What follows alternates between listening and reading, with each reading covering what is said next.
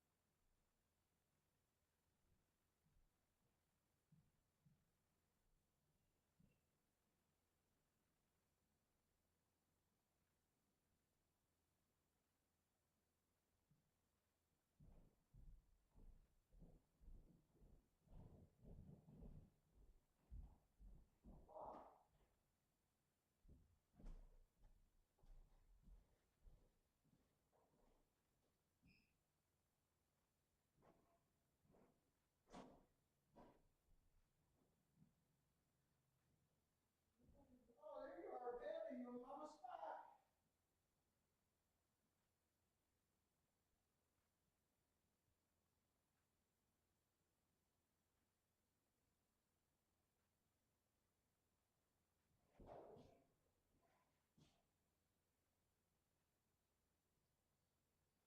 What the fuck is all my electronics not working?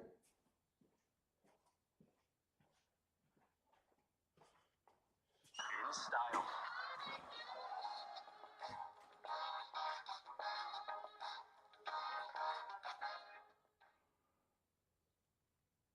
Can't tell if I'm on the fucking internet or not.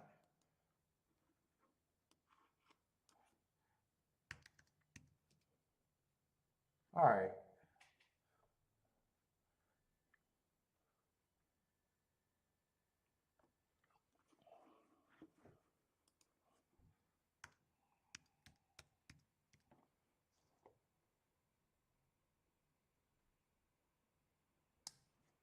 Twin Spires. I can't tell if I'm on or not. None of my fucking device. Let's see. I got Twin Spires back. No one's telling me in the chat room if I'm on or not. Let's see. I'm back on the internet for sure. Back on the internet.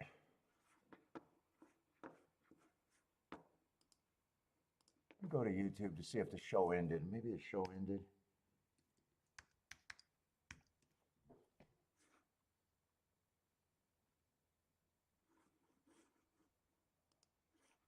Let's see, did I restart a show without realizing? Whoa.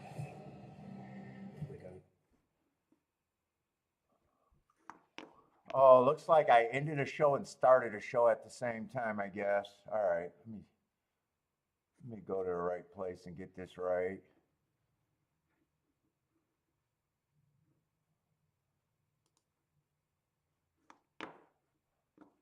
What the fuck, man?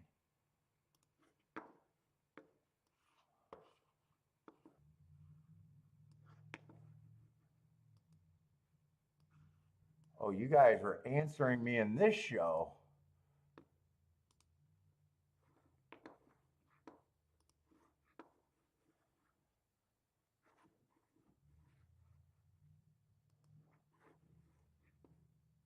All right, we should be good.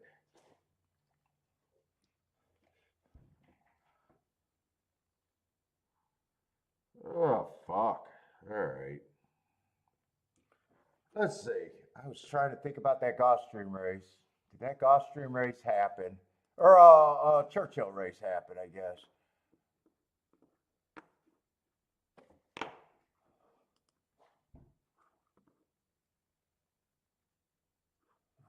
That's Belmont. Oh, Churchill, we're still 5 minutes away. Al never has the trouble I do? I don't think so.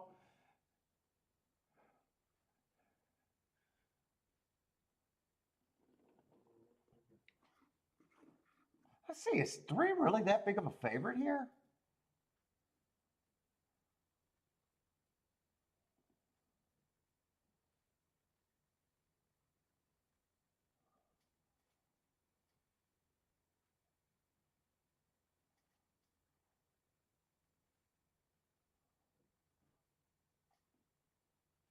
One I'm surprised is at 5-1.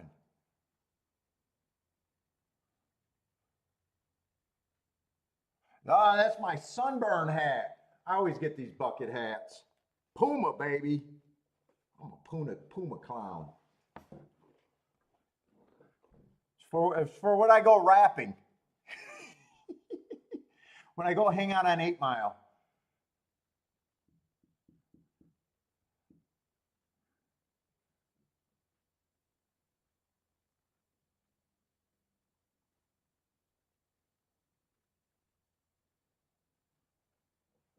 Let me look at these exactas.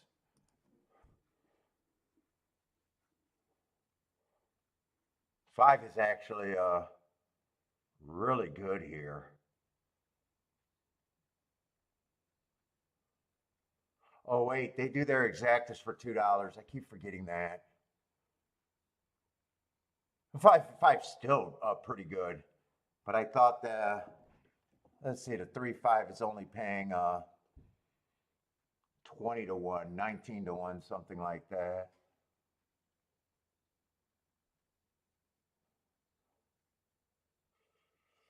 Oh fuck, let's see.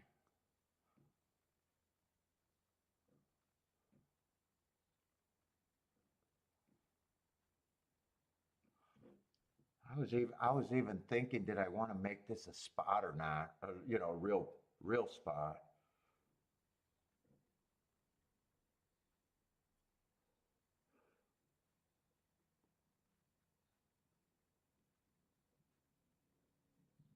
Three could definitely win. I just didn't see much difference between the 3 and the group that I like, especially the 3 and the 1. I don't see much difference there.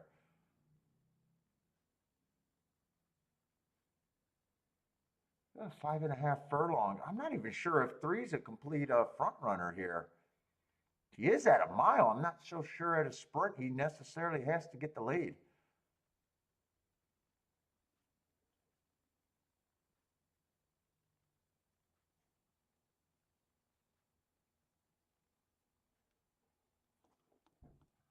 Let's see. I got 2 thoughts here. Forget the 3 completely. And a 1-2-5 in a box.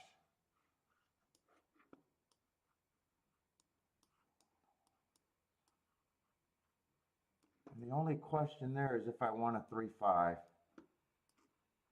That's the only question there.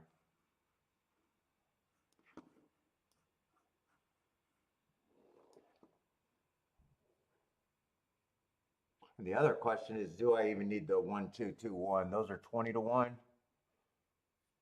Those are 20-1.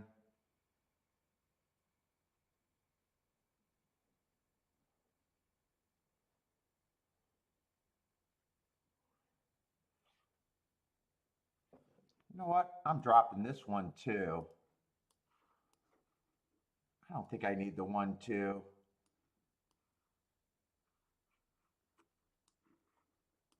5, I think, is the best thing I got. But I do want a win ticket on the 1 and the 5.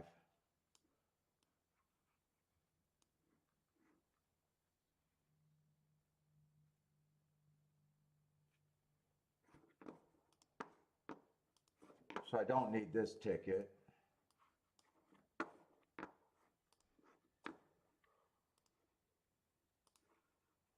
want the 1 and the 5 Dutch. I do want that.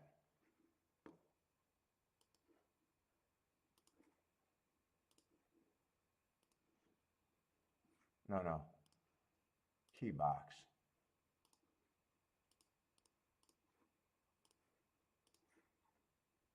And fuck, I need to start paying attention. I need to start thinking about the tic-tac-toe board.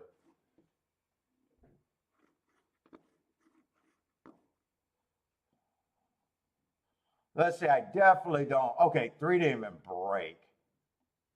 I hope I didn't make a mistake by not doing the 1, 2, 5 in a box, but if 1 wins, I'll be happy with that. Give me a good run with this 5, though.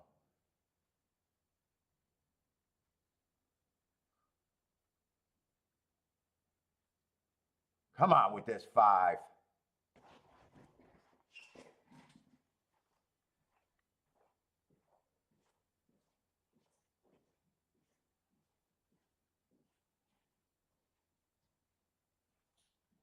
I think I like the move that I seen.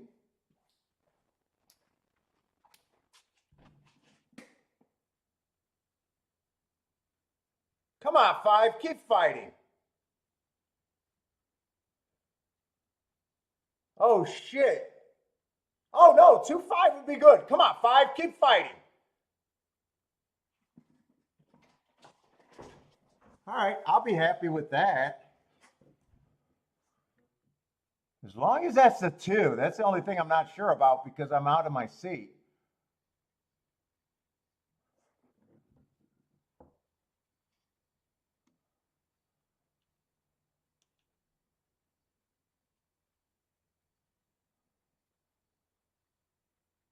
Is that 150 to 1? That's not 150 to 1. That's got to be 75 to 1. If that's 150 to 1, I got a boner.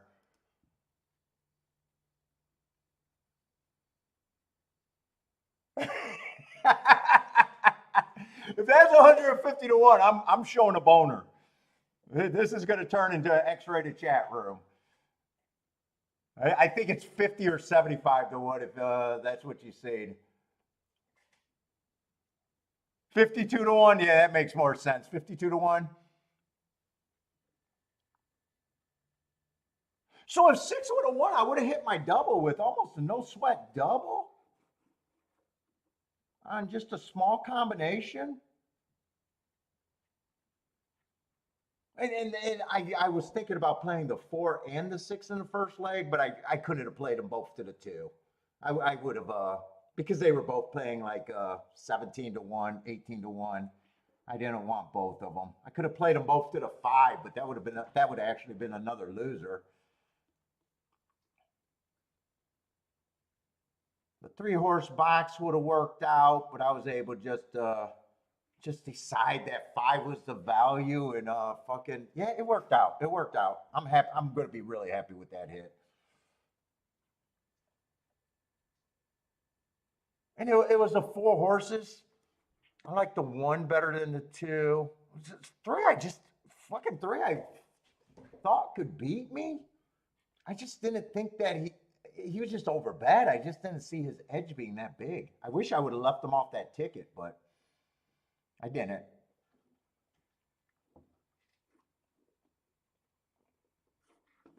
All right, might not have time to look at Gulfstream, but I got a lazy Sunday, and that's going to be a nice hit right there at least. And I kept saying, man, I think that race. I didn't make it as important as it should, but it was decent. It was a good hit. I never made that decision. I kept saying, man, I think this is a spot. I think this is a spot.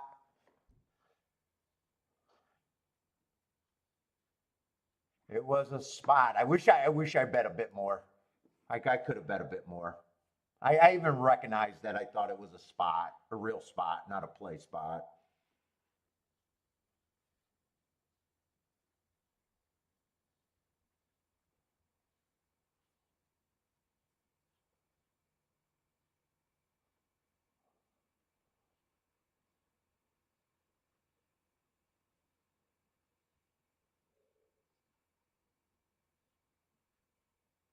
Oh, Kevin, you hit 150. Oh, nice, nice, nice. Hit 150 to 1 at Belmont.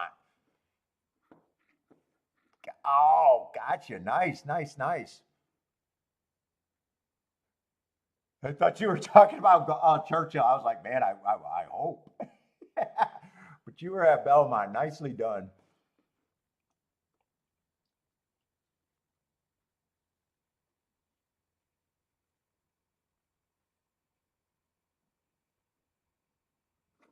Let's see. I'm still trying to figure out who's scratched here. She's so sexy. I'm just trying to see a name to make sure I'm in the right race. Yeah, I'm in the right race. Uh, Turf route.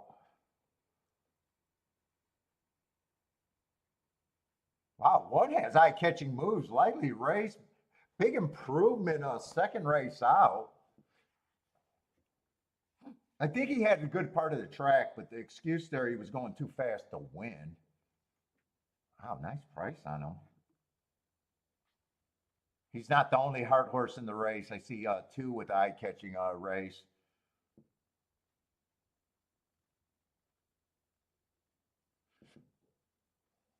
Two, I'm sorry, the three with an eye-catching race last race, not the two. Two just ran one race and it was a one-race sample.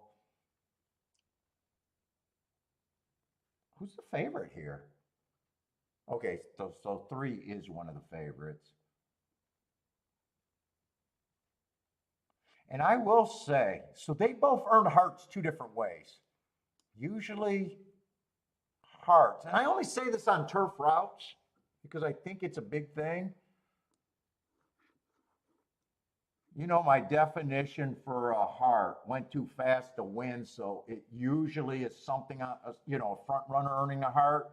I just noticed after all the years of doing this that on the turf routes, and it only seems to be on the turf route when a horse that's off the pace, like a closer, earn a heart, is a pretty big indication of a good thing.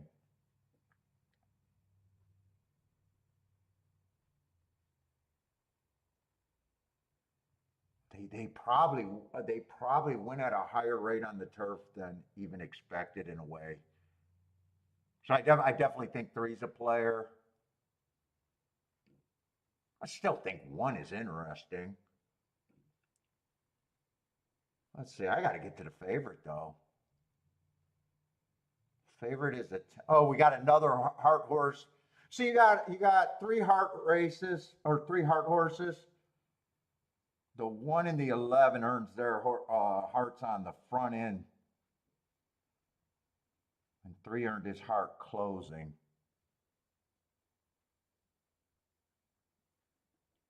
If they all earned them on the front end, I'd say that you know, three heart horses is a possible meltdown race, but with two, you know, it depends on if they both go. When three, I always think it's going to be a hot pace. This is not that scenario. Let's say the favorite just ran one race. It was a one race sample. I'm going to say that running line and finish.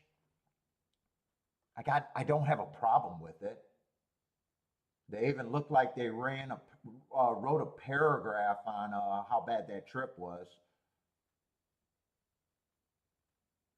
So he's just I have no problem with him taking action. Don't even know if that's going to be his running style after one race. He's just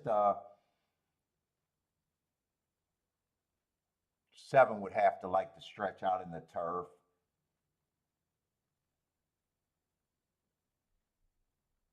For five only ran two races. I don't have a real problem with either of those. He'll just have to like the turf. I'm just rooting for the hearts here. I think I'm out this race though. Got a lightly race. I got some first time starters. I don't know, you know, quite if I want to use the 10 or beat the 10.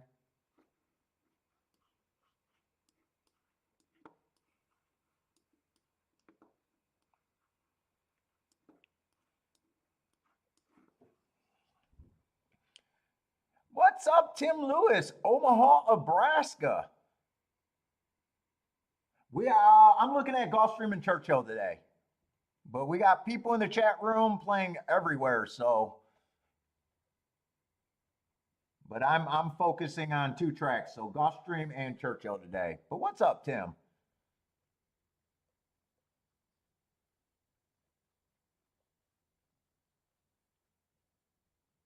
If you're on a regular computer and it's not a phone or something, if it seems like I'm lagging a lot, you can on YouTube you can adjust the. Either you can come in and come out, that sometimes fixes it, or you can adjust what resolution you're watching it on too. If there's only one person talking about lag, and it's usually on your end opposed to my end. Oh, it's raining and cold out there? Let's say 11 got the lead. You know, I looked at the Hart, but I never looked to see what price he was.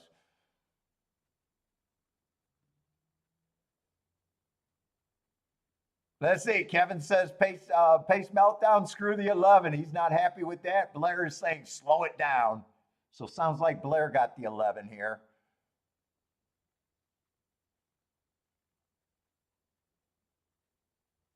Oh wait, you got the King, the 1 and the 11 and the trying the super. So maybe you're just one of those negative rotors. Let's see. 10 is making a move. That 3 is coming. 1's there. So it's all 4 horses that, you know, it's the 3 hard horses with the first time starter right now.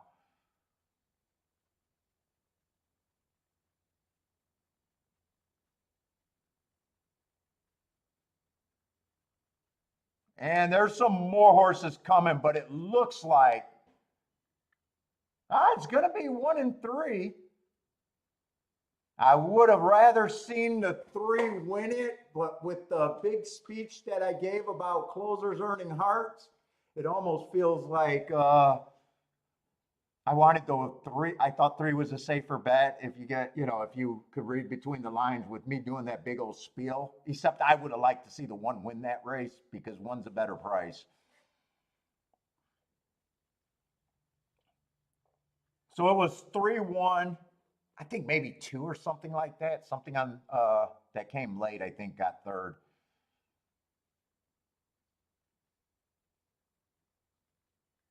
I don't know why I've only noticed that on Hart horses on the turf either, by the way. It's just something I noticed over the year. When a closer earns a heart, it seems to be more special.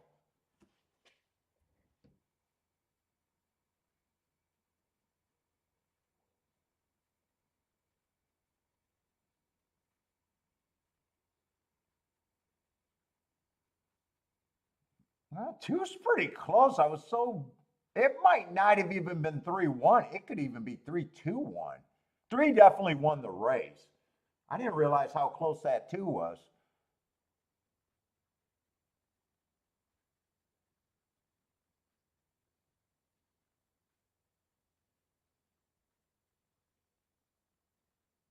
Who the hell was the 2? I think the 1 still got second. I think 2 still got third. 2 was a sprinter stretching out after 1 race.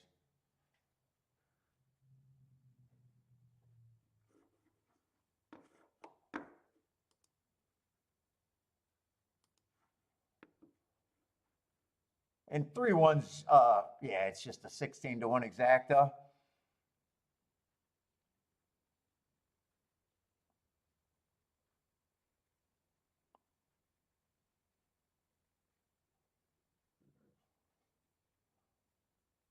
Kevin was right about the pace meltdown coming on that 11.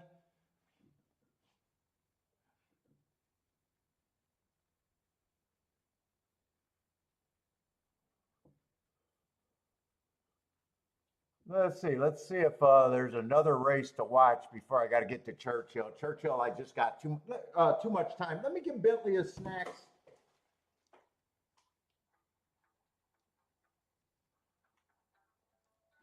God, I hate these Amazon fucking tablets. It's off. It's off in its place for fucking 5 minutes after it's done. Turned off. I hate these things. Bentley!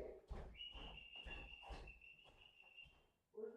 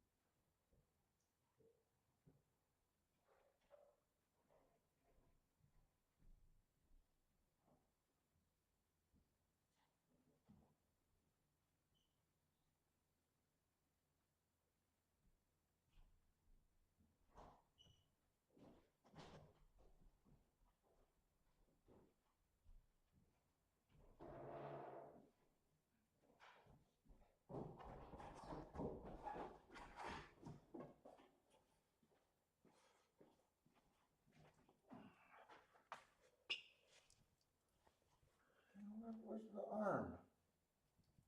Come on. Oh.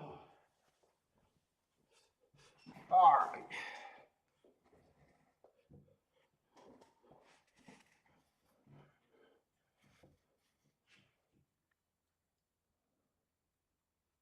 Actually, I think I had the winner in every race at fucking Gulfstream today. Not that they were all playable. Is that true? I think that of the first 5 races, although that would be a shitty pick 5. Well, yeah, shitty pick 5, 137 or 173 to 1. They weren't that hard to pick all the winners.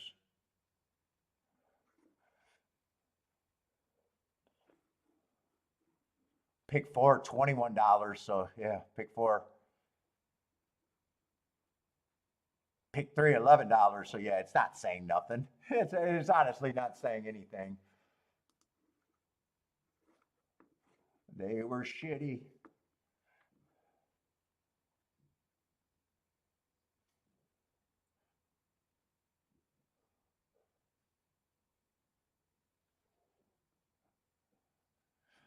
Paul's forum. I understand Paul. What's up, Gordon? Understand Paul's forum picks? Let's see. Next race is going to be at Peter Roddick Gulfstream. We want to go to Churchill though.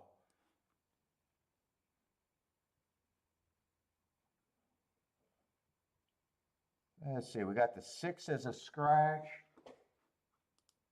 And a fairly big field. Wow, they're already in the 7th race? That can't be right, is it?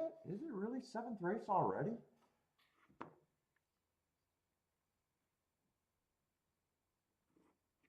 I don't know why that sounds. What time is it? 3:30?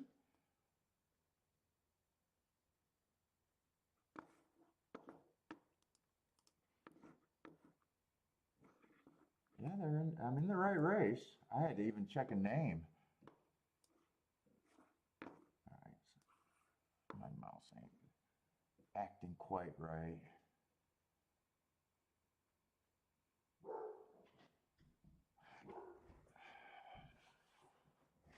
You know, I said I wanted to do a tic-tac-toe board. I think everything's been a sprint so far.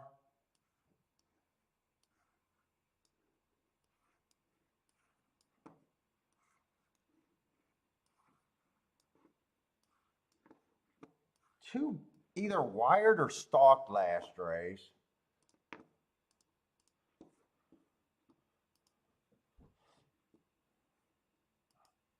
Probably going to have turf racing, but I don't know if we got that many today.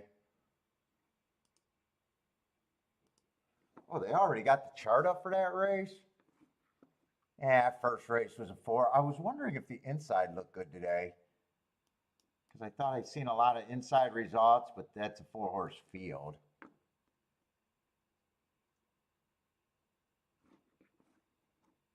Three did go wire to wire on the inside. He was a decent price, almost 7 to 1. Oh, that's right. 6, 1 on the outside. Stock, and he was a nice price, so maybe not a complete inside. No. 7 won the next race. 7 went wire to wire at 4 to 1. Yeah, from the 5 hole.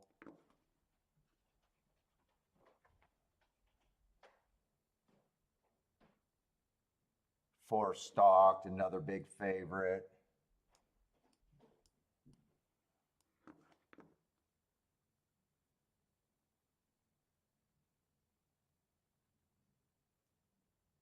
And 2 did technically stalk, came from 1 length behind on the first call.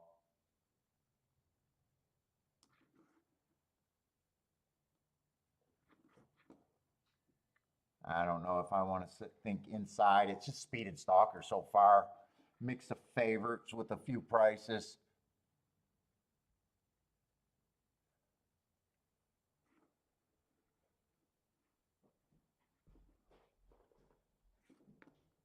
All right.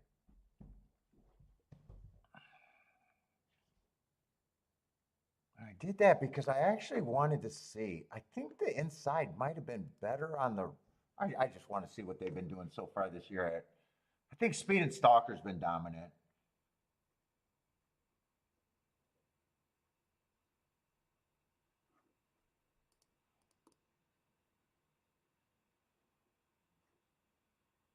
Oh, I thought the inside got off to a fast start at a route for some reason.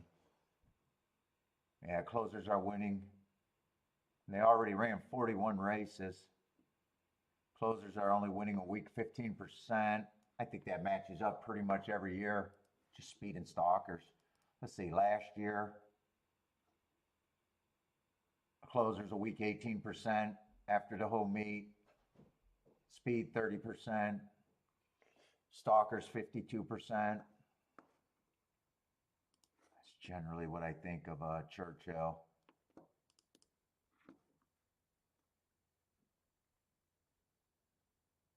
Still, Stalker Speed 28%, 56, 16. Yeah, I think that's what it is.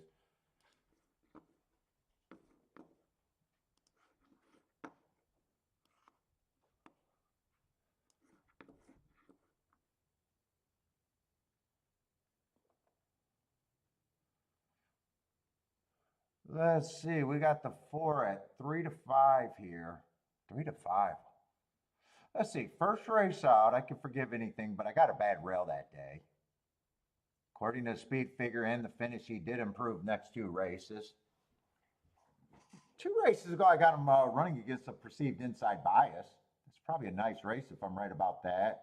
And then last race, just average while stalking. Just missed by a neck.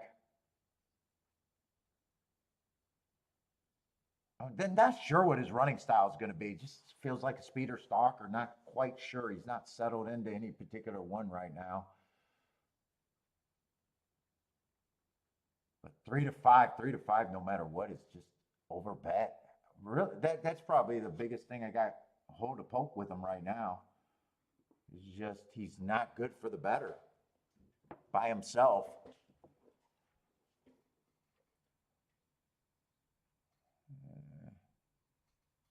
Yeah, one I don't see much there right now. His last couple finishes, every race just screams I'm not interested in racing right now.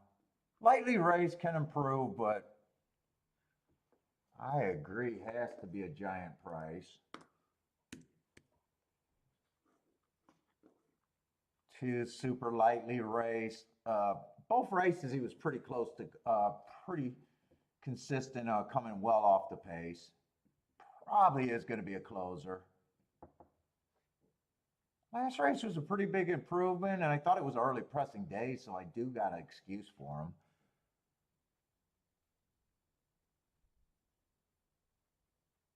3, if 3 gets the lead and like the stretch out, hey, this is going to be a hard race to do a betting line, and right now I'm probably not that interested in.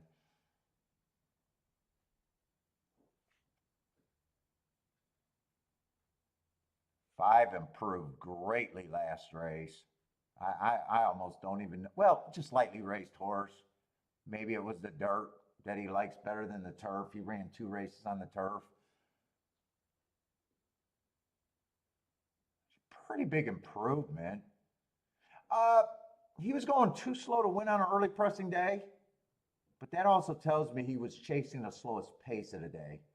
And with him being a stalker or never showing speed before, either you could look at that 2 different ways. The slowest pace kept him around for second, and that would be probably viewing it as a negative, or he was a stalker.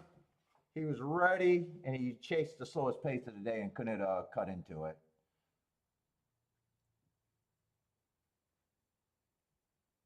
Eight to 1's probably a fair price to find out if you're interested. I think I'm leaving this race alone, though.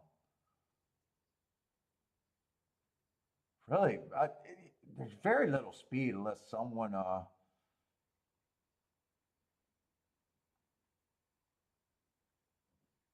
10 on the far outside. Let's see, can I make a betting line here?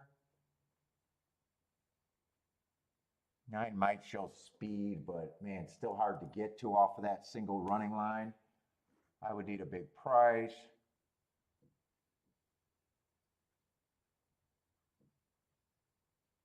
Let's see, 6 is a scratch horse. Oh, did I scratch the wrong horse? I scratched the wrong horse here. That goes up there. Tap it to win was out. 7 probably has upside. I got a feeling I'm going to have a whole bunch of horses that are just mid 5 to 1s, I think is what this is going to end up being.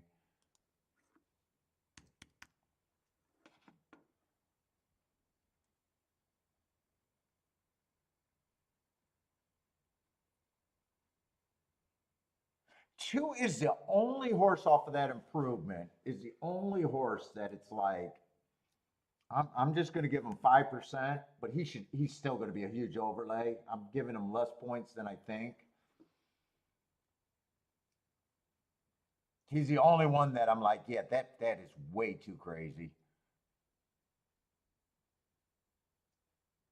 He's been at the basement, but still, we don't know where any of these horses are going to end up.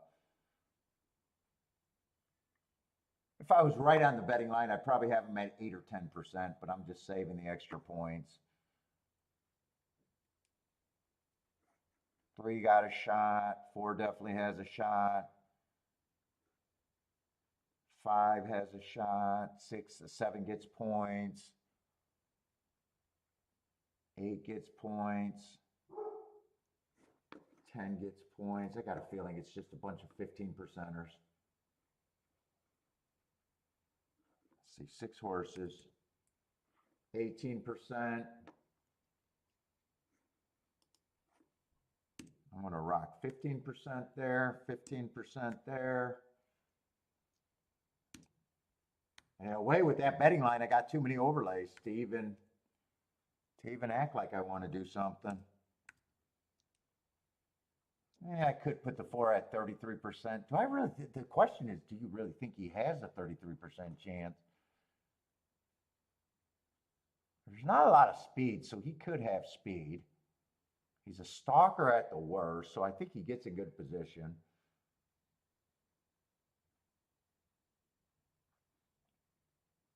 He's ran the same type of race twice and just, I think I can say he's 2 to 1. That's my betting line, but if I got too many overlays, it's even harder. Let's see, 2 I would be interested in. 3's priced right. 5 would be a big overlay there. 7 would be a big overlay. 8 would be too many big overlays for me. And 10 would be a big overlay. It'd be hoping to get the right key.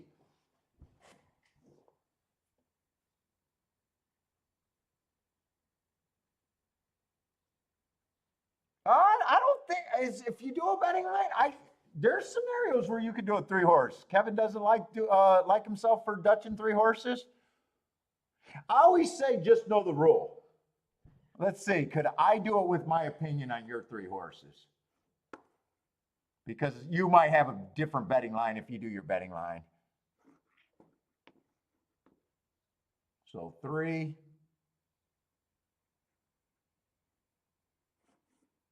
So on my betting line, which could be vastly different from yours, and I can just do it. I'll do the math example, Kevin. I think you have, on my view, a 35% chance to win that race.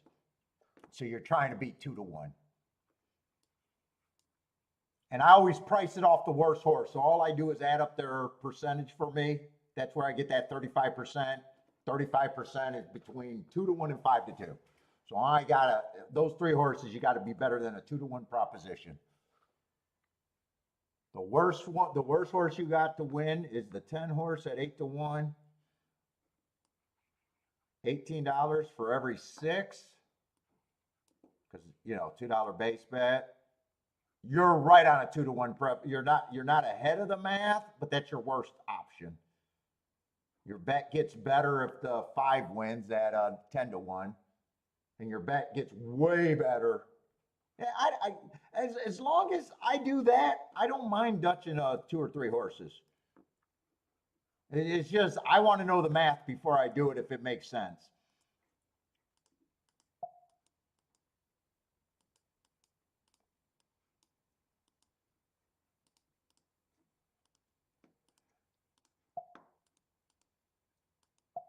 It's like super situational where it makes sense.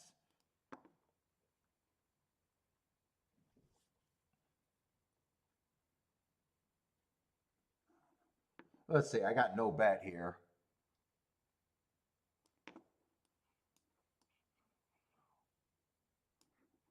John likes the one. What's up, John? Likes the one at Churchill. Who do you guys got? Three got the lead. He went down to 3-1. That was a sprinter stretching out. Seven's chasing. Long shot Louis got win bets on the 1, 5, and 10. So long shot Louis got the 3-horse Dutch going. On break likes the 10 with the 4, 8, 10. Blair likes the 8. Jennifer, what does Jennifer got? The 2 and the 7 with the 4 2, on top of the 2, 7 it looks. Christopher likes the 3, 10. Right now, 3 still has the lead. 7 still the pressure. 4. I can't tell if 4's struggling right now. Yeah, 4's struggling right now. Now I can tell. 7's gaining. 3's still got a big lead. 7's the only one with a chance to win from here. Outside of the 3. It's gonna get close. And 7-3. So nice exacta. I don't mind my betting line because it was just a bunch of and I was exactly right. If I try to beat the 4, I'd be having to hope which of the 15% can do it. Let's see, 3 I couldn't key off because he's over back. 3 I could not have keyed off of. 7 would have been the big overlay. Could have keyed off of him. Could have keyed off the 5. Could have keyed off the 8. Could have keyed off the 10. But when you got 4 of them, and could have keyed off the 2. I just got too many to get lucky and get to the 7. Jennifer is booming, though. I'm preaching Jennifer is booming. And 8, another 15%er got a 3rd. By the way, that's going to be a huge trifecta, I would imagine. Or more than solid trifecta.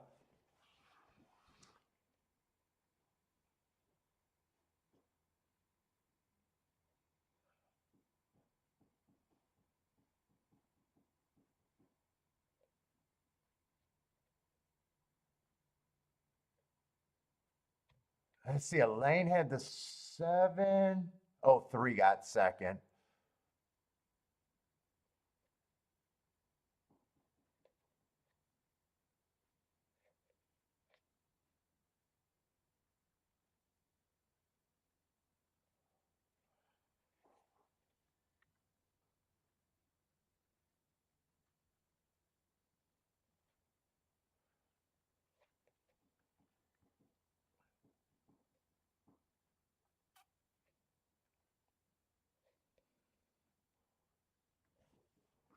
All right, and Gulfstream is coming up.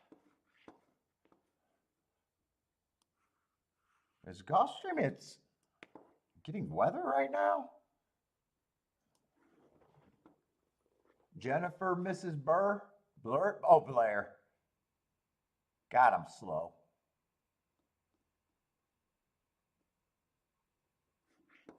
Let's see, Tapeta route race. I keep saying I don't need these Tapeta route races in my life right now.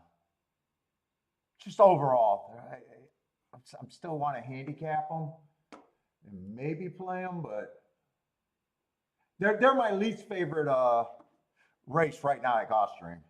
If you haven't figured that out.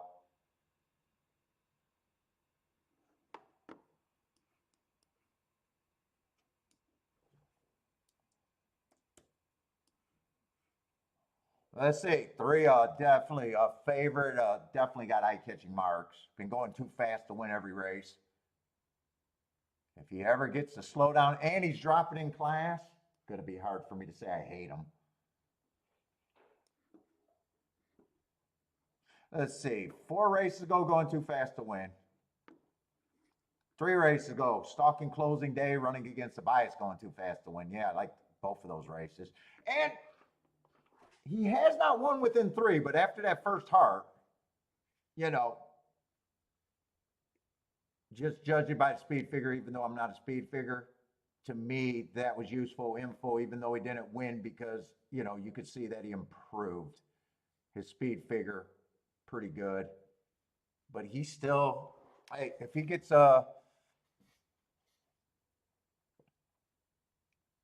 and 2 race, and not only that, the 2 races that he improved, I thought he ran both of those races on a stalking closing day where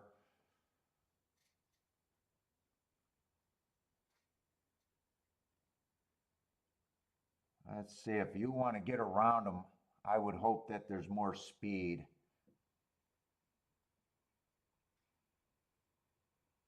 Nine Horse, the other favorite, might be the only horse. Well, 10 might be able to pressure too, but 10 does not always go to lead. He went too fast to win last race going to lead, but that's I don't know if I could count on him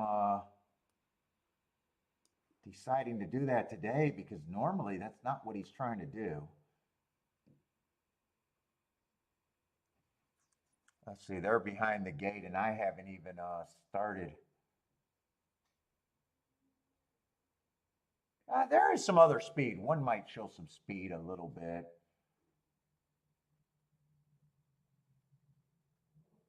Nothing's catching my eye at any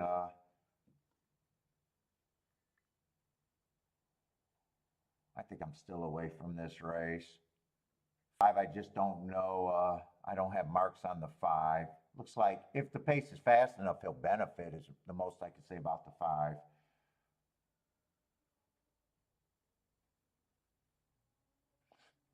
Seven needs a fast pace and he has to run way better than what he has. 7 would be a huge long shot here.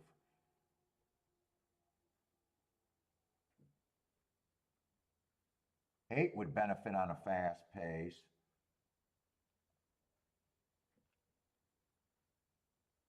Yeah, I'm out this race.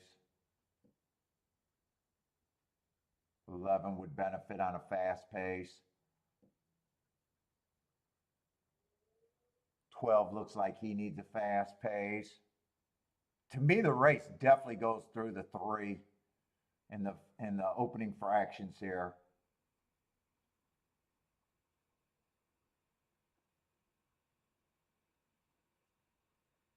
I think I would have him as the favorite at the very least. Jay sort of like the 8 horse. 8, I think, was one of the horses that benefit on a fast pace, right? Yeah. 8 would benefit if he, right. I just think the race goes through what kind of pace the 3 it gives. If it's fast, it's all the horses that will benefit to the pace. If it's slow, I think they have a hard time beating the 3, is basically where I thought this was at.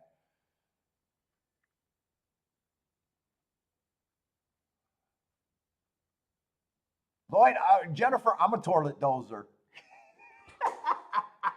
You calling Lloyd a toilet dozer? I'm a toilet dozer. Oh, I just want my peace and quiet. Let's see, we are getting a pace hookup. They are going 24-1.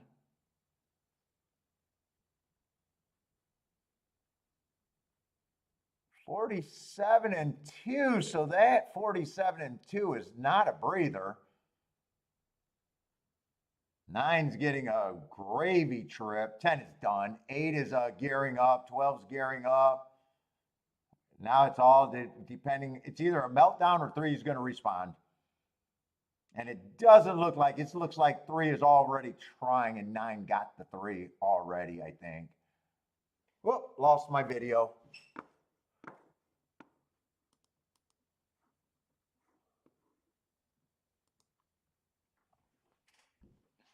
Nine is gone. If 8 gets second, this could be a decent exacta. If 3 holds on, it's crap. The race still goes through the 3 in the second.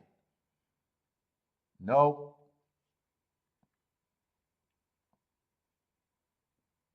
3 held on for second. So yeah, 5-2 over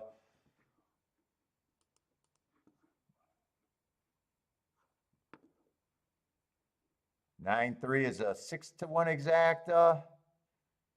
And 9-8 would have been a nice 34-1 exacta.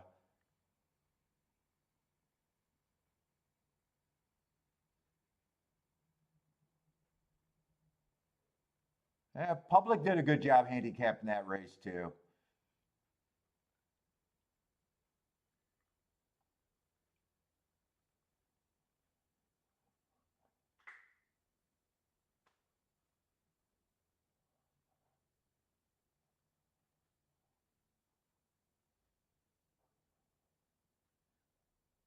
I think that story of that race was at 47-2 at the half.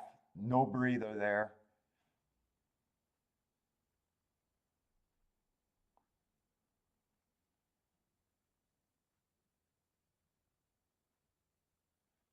And if I had the 9-8 exacta, that would have just felt like bad luck that the 3 had just enough to keep that off. That just felt like bad luck.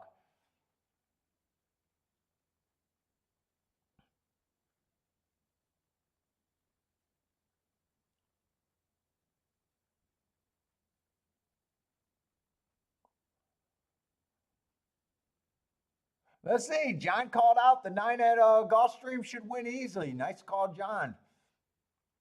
He did too.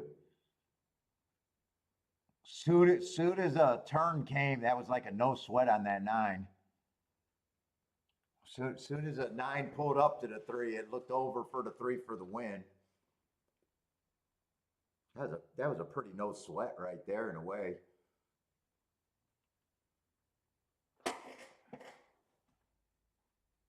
Let's see. Christopher's looking at Santa Anita.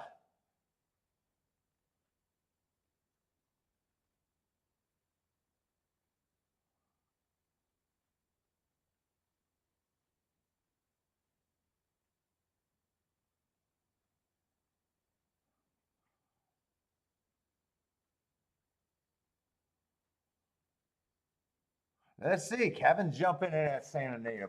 Maybe are they at the gate? Can I watch Santa Anita? Let's see. Let's watch Santa Anita. You guys got some plays? Oh, they're off and running. What am I rooting for? Kevin needs the 4. Christopher needs the 1. You guys are not. I can't root for both.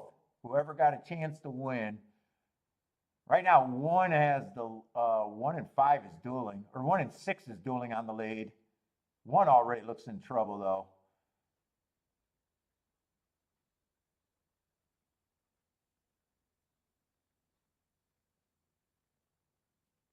Yeah, 1's still there. 4's coming, but 6 and 7 looks, and 5 looks like the real threat here. 7's slowly grinding the 6 away. 7 changed leads, and he's gone. 4 is going to come flying for 3rd. Was that 7-6-4 maybe? 7-6-4?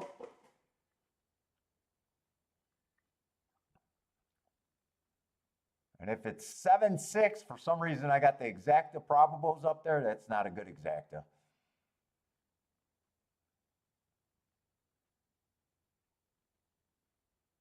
Oh, Kevin needed that 4 for second. And 7-4 would have been decent. Oh, no, nice. 7-4 would have been nice. 72-1.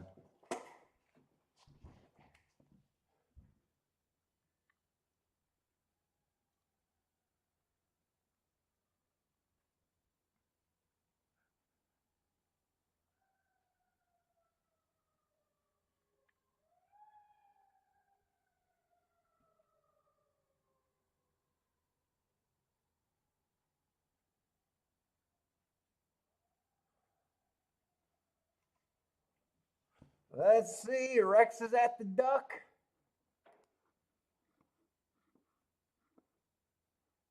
Let's see. And I lost my Gulfstream. I got too much shit open.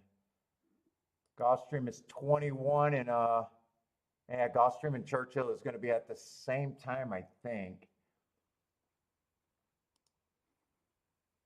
Yeah, Churchill is a little bit faster.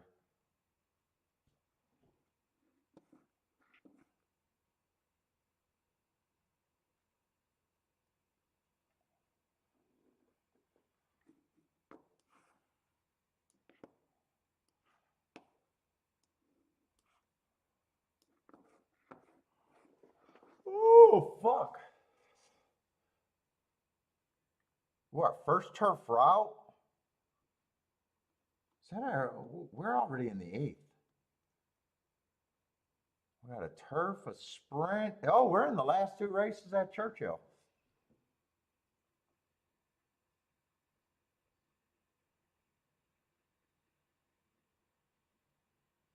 And I think there's a strong bias at Churchill on the turf for a strong profile. Let me look that up. I think I'm anti-speed on the turf if I remember right at Churchill.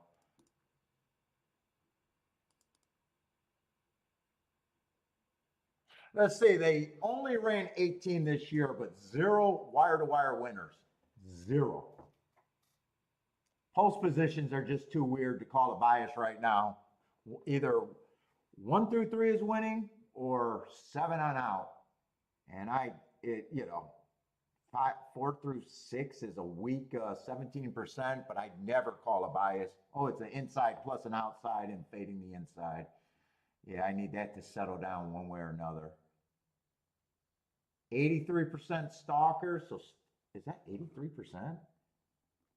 17% closer. But let's look up. That's after 16 races, so I already know that's a super small sample. So let's look up the last couple years, or at least last year. Last year, 64 races. Speed absolutely sucked 9%. I thought that's what I remembered. Now the outside won 50% of the races last year, 7 on out. But 50-60% stalking, 34% closing. So yeah, definitely stalker and closer last year.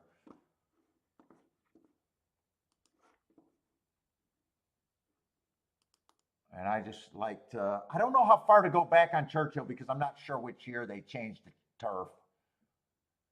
But in 2022, I'm not sure, that may or may not have been before, but speed wasn't that great then either. 23% wire to wire, 40% stalking, 38% closing.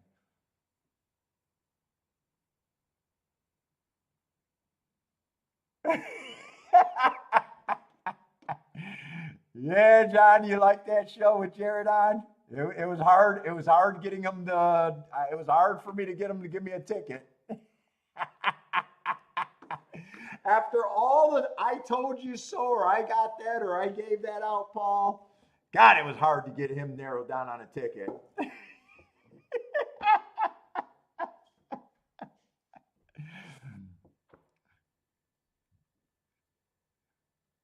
That was your favorite show, dude. That was like my biggest viewed shows at the time because I think a lot of people were wanting to watch Jared live. I think a lot of people wanted to watch him. I know people that don't watch my show, like Discord was sending all their people because I guess he's in Discord too with the same stuff. So I was getting email from so many people about that show.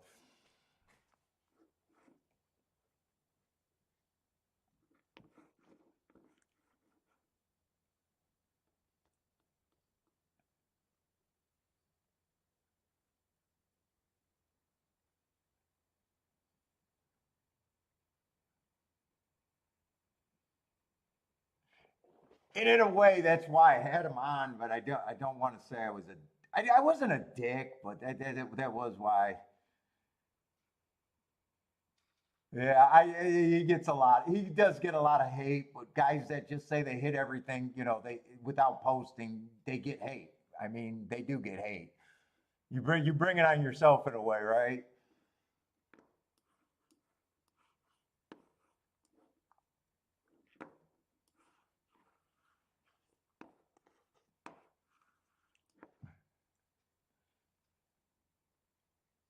Yeah, we got one of those damn Euros in the race. Yeah, although he ran one race, and that race is not that scary. Although that race would be the right running style for this race. What is he at? And he is, they're always the favorite, it seems like. I'm going to handicap this race like I do believe it's anti speed, though.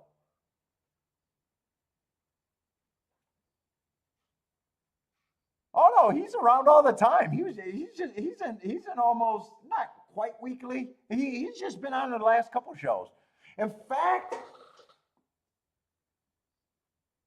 yeah, he was in on Friday because after the show, I left before the girls' Preakness, the Black Eyed Susan, and I got comments that he told me in the chat that I don't know the 2-1-1 or something or whatever that horse won.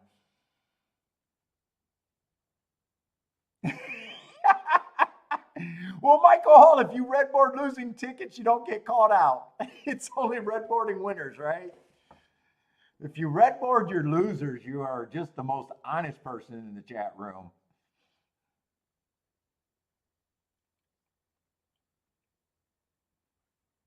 Sometimes we have that where someone thinks someone hit it because they think it's an exacta because we play so many exactas, but they played the try, but they had a giant exacta that would have hit.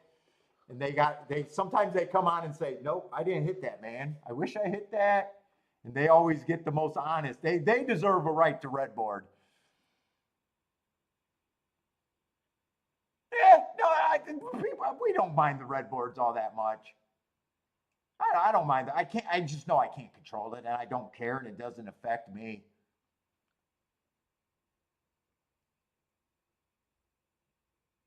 I mean, if at first it was, sometimes it gets annoying on a bad day where you think someone's like fucking hitting everything, but people do hit everything when you suck, right?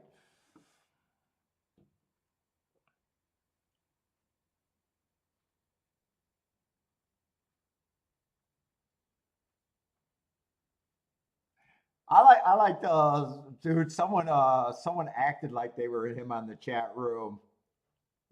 Say they hit like a fucking $1 million ticket was pretty funny, but that was not him. That I know that wasn't him, or I'm at least convinced it wasn't him. Yeah, I like Jared. I like Jared.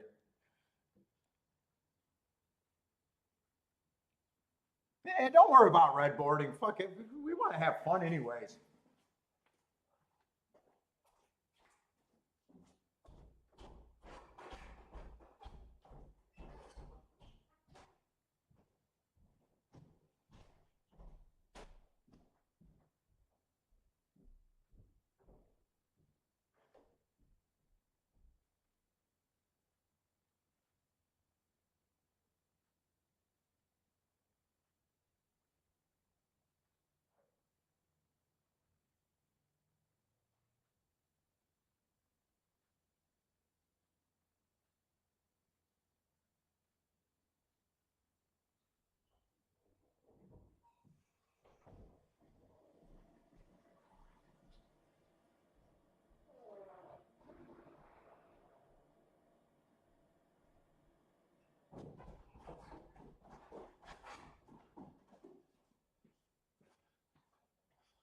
Let's see, but having a nice lazy little Sunday.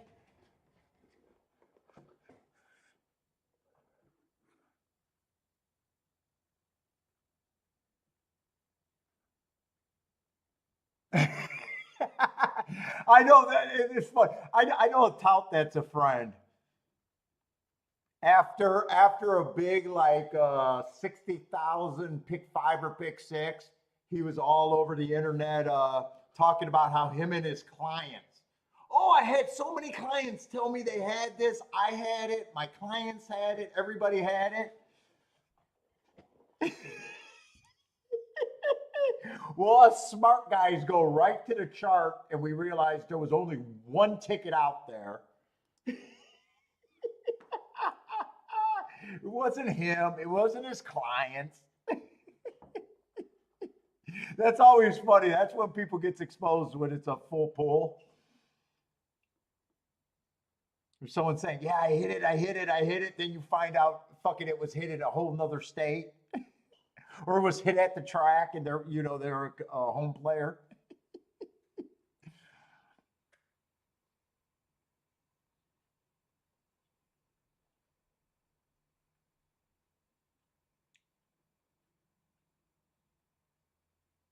Let's say there's a little bit of speed here.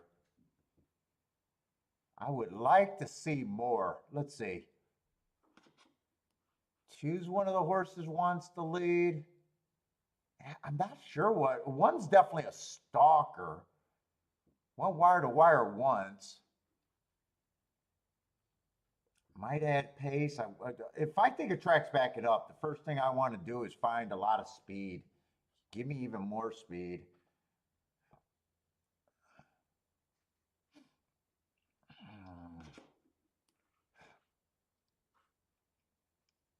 Yeah, four. I mean, four fits as a stalker, but in a way, I wouldn't be shocked if he's pressing. I don't want these maybe horses. I got more maybe speed horses than real speed horses.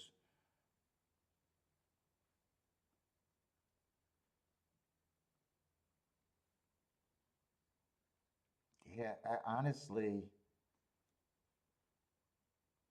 there's not like,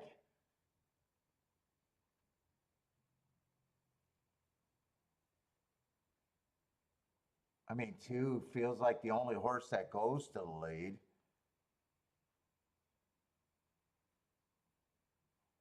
Let's see.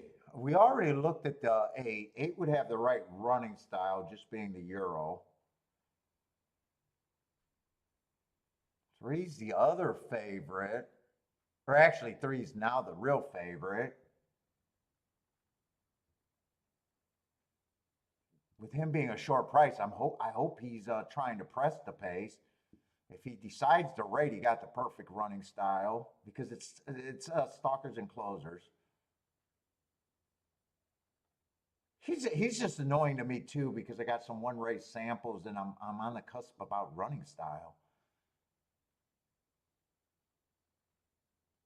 One's another horse. The difference between the one and the three is at least three is a better betting implement than the one would be, or the one would be a betting implement than the three would be, being the better price.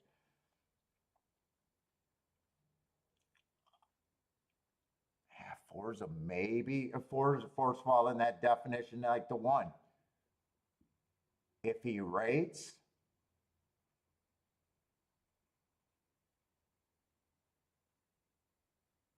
I could see him winning at value, and if he's one of the horses that are going to decide to go, the pace picture is the bigger problem in this race for me. Five's another one. If he's on the front end, trying to, someone's going to have to press the three.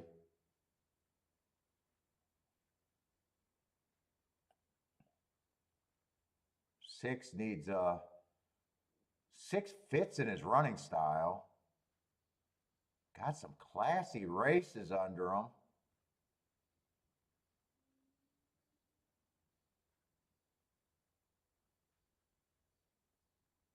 I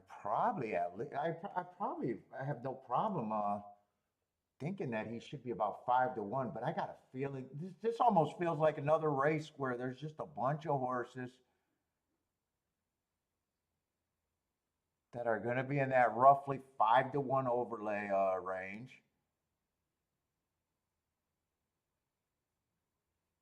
Fuck, I hit one nice ticket. That's all I really need right now. 10 would have the right running style.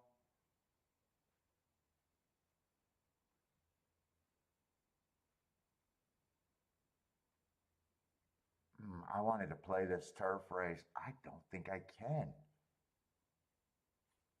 And I don't think, let's see, I want to try to struggle and do a betting line here, but I don't think I can make one.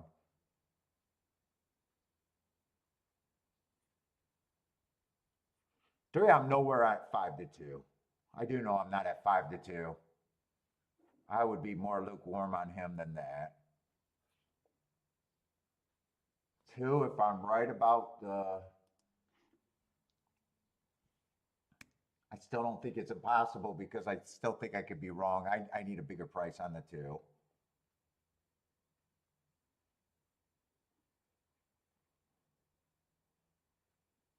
One to me is probably, I got a feeling with 2 getting the lead.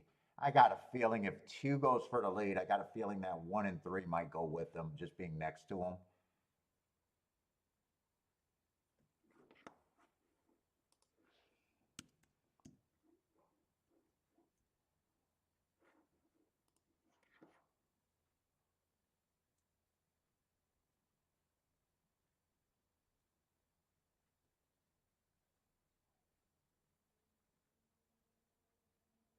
I think I will be a bit.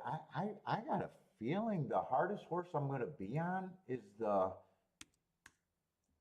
5 horse, and he's still not even, or I'm sorry, the 2 horse, and he's not even a complete throwout. 6, I definitely think has value.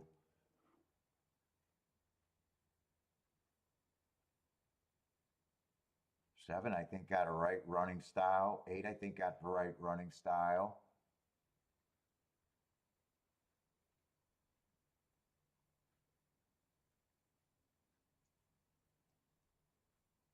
9, I don't think should be 21 to 1.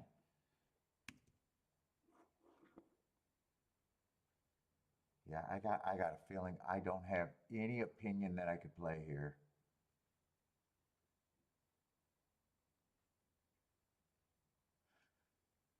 I think this horse has the right running style, but I think I need a little bit more than that. What do I got left? 1, 2, 3, 4. Wow. I had to even be harder on the horses that I didn't like. Because right now that just leaves everyone at 15%. You know, I kind of thought that's where it was going to end up, actually. I said I thought this race was just a bunch of 15%ers to me. That's what it felt like. I'm probably okay with that betting line, and I think with that opinion, I got to sit out.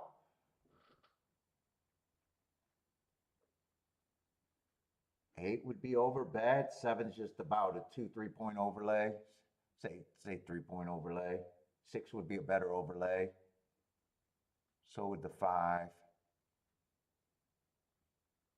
10 would be or 1 would be a pretty big overlay, right? That's 15 to 1. I'm out. I am definitely out. Let's see. Christopher got a real opinion. He got an ice cold 510.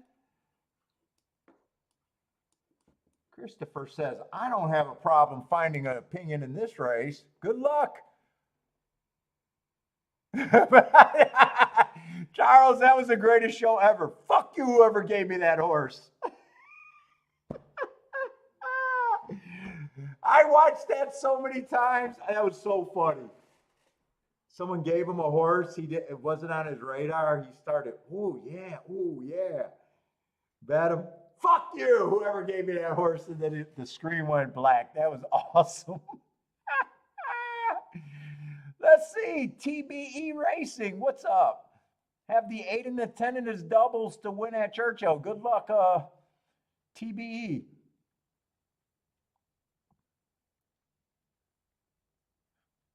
Let's say 1 does get the lead over the. Ooh, 2 is not on the lead. I did not see how this race developed, and this is a slowish pace.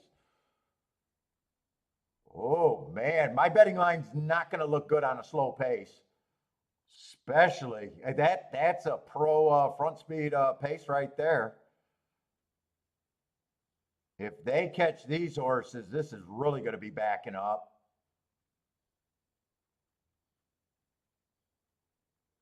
Here comes that 5. 3 has the lead. 1 did quit on a slow pace. 8's flying late, but the win is already over, I think. That's close for second between the 8 and the 5. So they still stalked. The public did a better job than me with that 3. Oh, and 8 was, wow, the public was all over this race. If it's 3-8, the public nailed it. And if it's 3-5,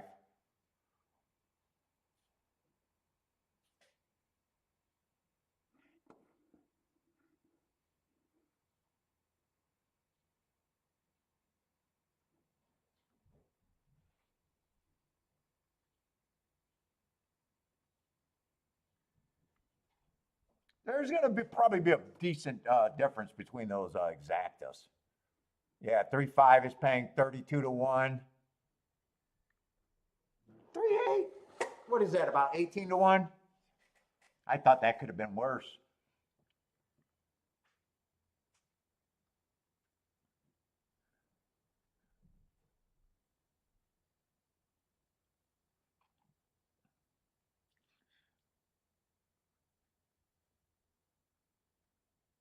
Yeah, so even with the slow pace, but the 3 did stalk, but stalking and closing was the profile. 2 never got the lead.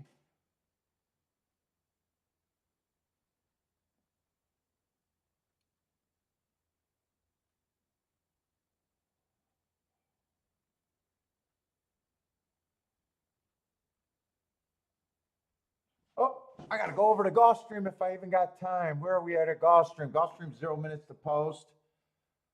Yeah, I'm probably not going to rush.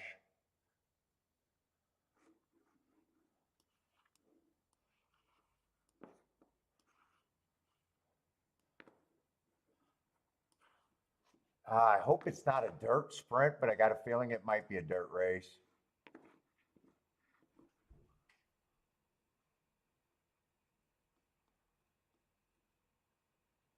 Oh no, it's a turf route. 7th race. Yeah, lightly raised horses. But we do got some running lines to have an idea, so it's not complete unplayable. Let's see. We got basically 3 horses are being bet before there's any kind of a pay raise there.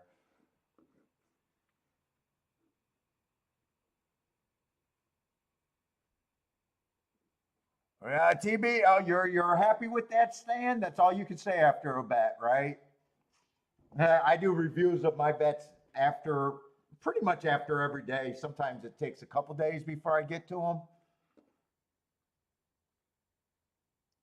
But win or lose, that's what I got to say at the very least. I was happy with the bet, happy with that stand, happy with the construction.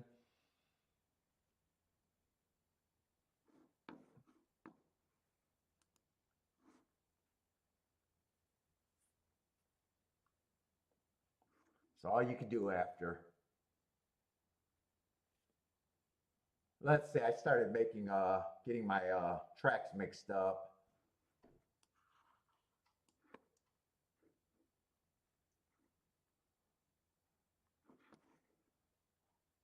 Let's see. I got to get to this race. Let's see, 7 and 8 are the favorites, just slightly raced on the 7. Won his first race out, no problem with that. Last race on a stalking closing day was just average, average, average. What level is this? This is a decent level. They're in the gate. I have no time to even wrap thoughts around this.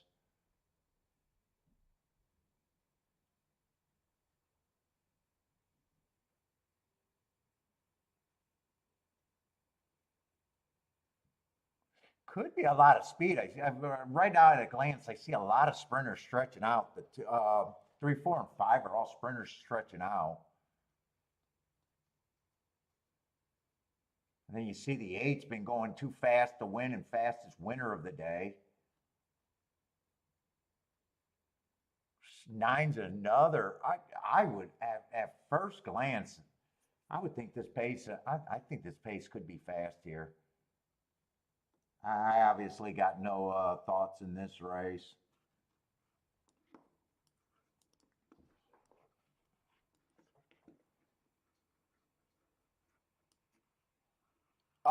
Christopher, what was it? 3. I'm not sure. It's either 358 or 385. 3 definitely won at Churchill. It was close for second. They might still be waiting on a photo. Let's see. My first thought was just this was going to be a fairly fast pace. I thought a fast pace. I'm thinking 23 and under 47. So, 22 and 4. As long as I get under 47, I think it's going to be even 46.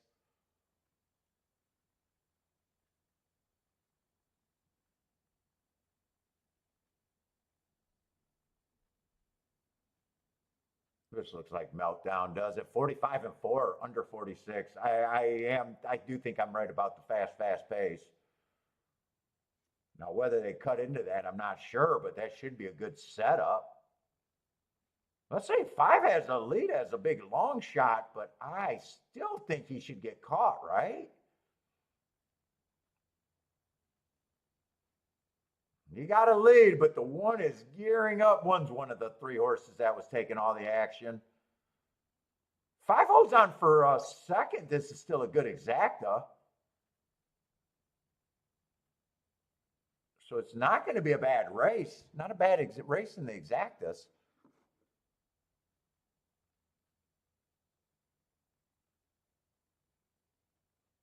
I think maybe 2 got third. So if 2 got third, it's not going to be a bad try either.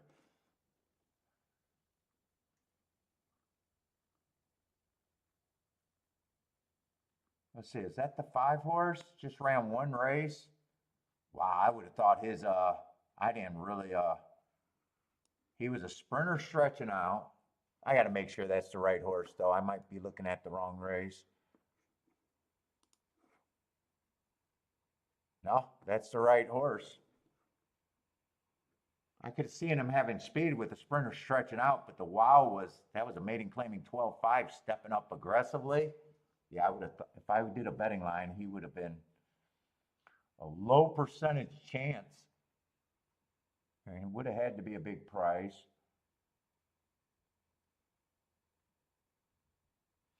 Let's see, 1, I would have had only been on the lead once and stalked the other 2 times, so he might have been a horse that I think would have benefited on a fast pace, depending on who else would I have thought would have benefited on that pace? 2 would have benefited on that pace too. I don't think there was any deep closers. 4, I don't think I would have felt that way because 4, I seen all the sprints.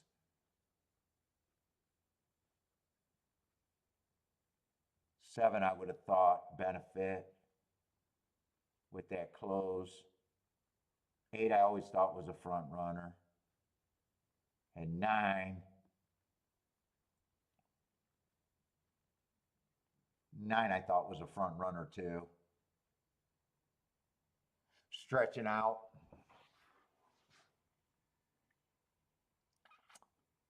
I think I missed that exacta.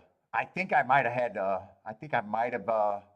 if I had time and wanted to play, I think I could have seen the 1 and the 2.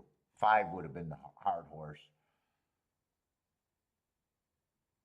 I think I would have built my betting line. In fact, I think the try would have been 1, 2, and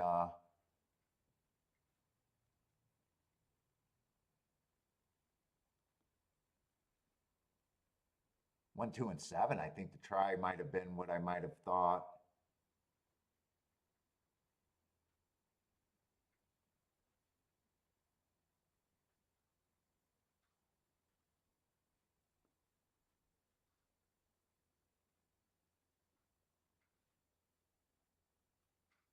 Well, in a way, I think I handicapped that race pretty good, just realizing fast pace and thinking Meltdown there.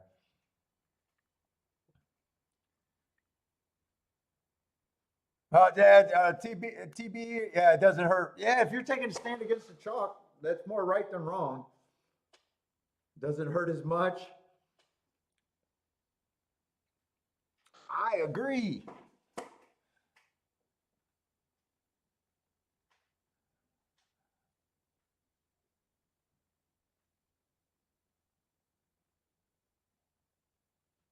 Gash, you didn't like Ellis? Oh my God, I loved Ellis last year. Could that inside speed bias come back at Ellis? I think all summer, didn't we play fucking a lot of Ellis and Santa Anita last year? Or not Santa Anita, Saratoga. I think I had to bail on Ellis when Saratoga came because I was still doing Gulfstream, and I did not want to do it because Ellis was so good. Dude, that was a huge inside speed bias there.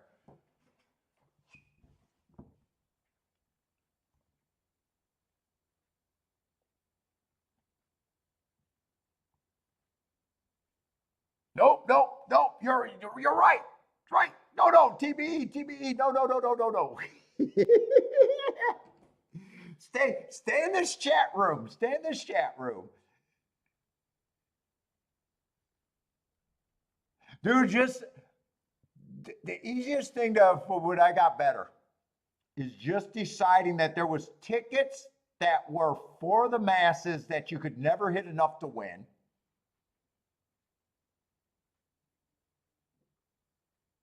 The game is about scores, and finding ways to get outside of the boxes, unless you could play like a monk, is probably the best way to go.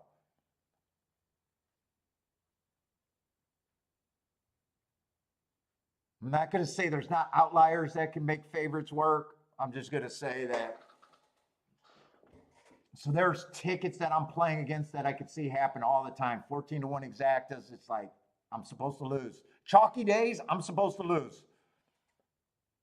No, I will. Now favorites can be used, but you got to have value someplace else.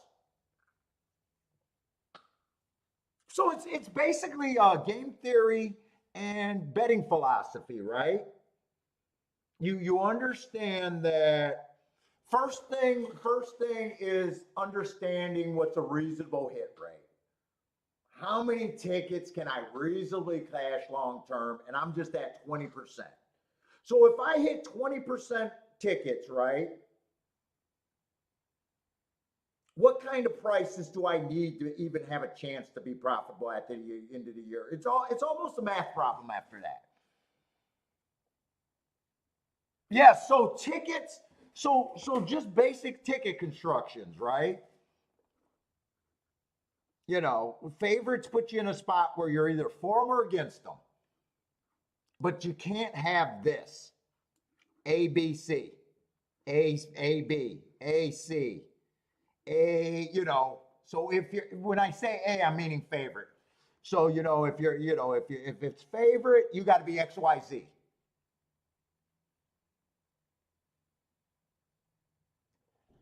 You know, in fact, your more expensive, your more spready tickets should be obviously game theory is when you got something that's fact. Like people using the all button. Like there's so many people that would say, well, I really like the 8-5 horse. I want to hit the exacta. Give me an all. Well, why would you ever do that? Why would you ever pay for AB and, you know, the two, you know, if that's your situation, you might as well just say, you know what? If the 8-5 win, what exactas are worth having? You don't even have to, in a way, handicap second place. You should, but you know what I'm saying? You want to put yourself in tickets that matter. No, I box, but press down. The boxing combination, so I know you'll probably hear guys talk about less combinations. To me, I think they're wrong, and I'm going by my experience. I times my combinations by 5. So a 3-horse box, as long as all the combinations are paying 30 to times 5. So I got 6 combinations times 5. They all got to pay 30 to 1. You know, you just got it. The more combinations you use, just stick to a rule. That works on a 20%. If you say, hey, I'm at 10%, times it by 10. Now they got to pay, you know, 6 combinations, $60. So I'm more spready than a lot of the people that you might listen to if you listen to anyone else.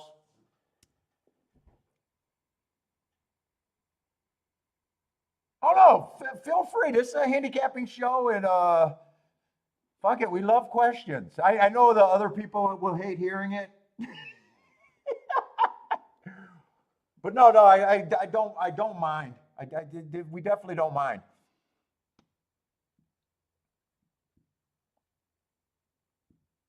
But there's tickets. Like I take the approach that if everything is chalk, everything is crap, even though I could have it, I'm supposed to lose.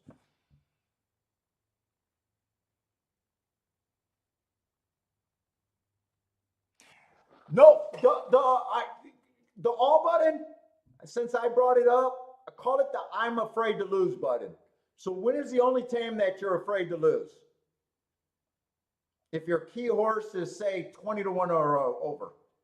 I'm afraid to lose that ticket. If my 20-1 Windsor gets second, I might be afraid to lose. You can use the all. I don't use the all very often, but that's call it that. So if you're king off a 2-1 favorite, you never use the all button. And the other thing that someone else said that I like, all buttons never make your ticket. So, if you got a 2-1 or under, and you're hoping for an all to get to a big payout, the all button's making your ticket. If you got a 20-1, the all button's not making your ticket. Use I'm afraid, you know what I'm saying? Call it the I'm afraid to lose button. And maybe you'll do you might do the right thing with it.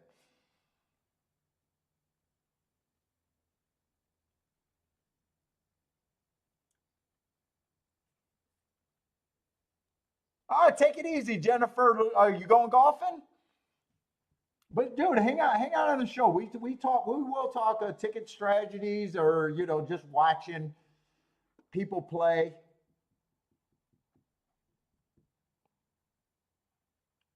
Most people come on here for 2 minutes hoping that they get a winner instantly, and fucking if I don't deliver, I suck. I'm not a tout. I got nothing to sell you. I'm just a full-time player that bets for a living that doesn't need to do that. So that's it. So I guess what I'm saying is the people that learn the most don't care about the picks. They might be interested in why I'm getting to something. They're listening to betting philosophy. Why is he sitting out? Why is he not playing every race?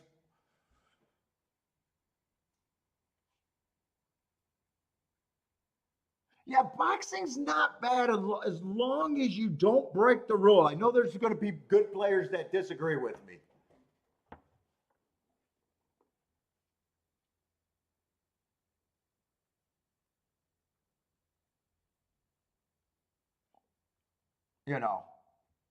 And tickets, when you think about what is ticket construction, it's minusing. What's up, Gizmo? Gizmo uses it underneath. Yeah, Gizmo's more of a superfecta player. And different tickets are different, but usually, I would never, first, second, third choice, all.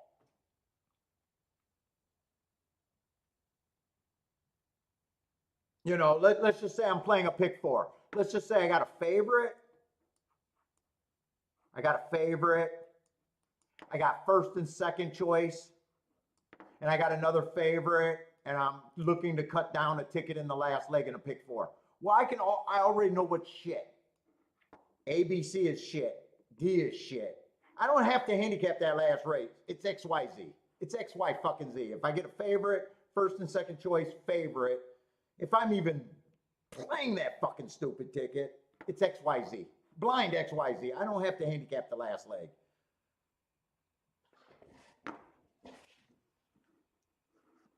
It's you want to get yourself in spots for scores. Favorite, second choice. You'll never have a score. You might cash a winning ticket. You'll never have a score. But my old people are going to yell at me for getting on the high horse right now. But welcome to the show, man. Welcome to the show.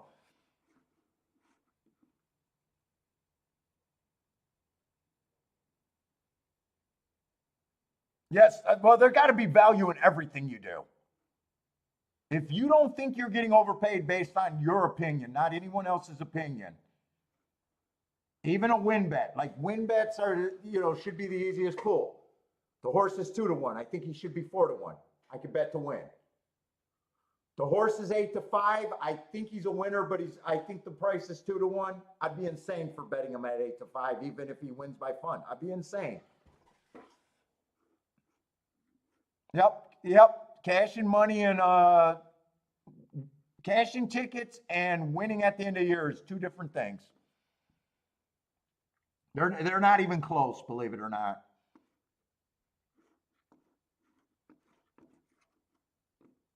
It's just like when we were talking about the last race when it came in 9-3. I was like, That's a shitty exacta. If the 8 would have got second, that's a good exacta. You know, $5 exactas, you'll never hit enough of them. You'll never hit enough of them.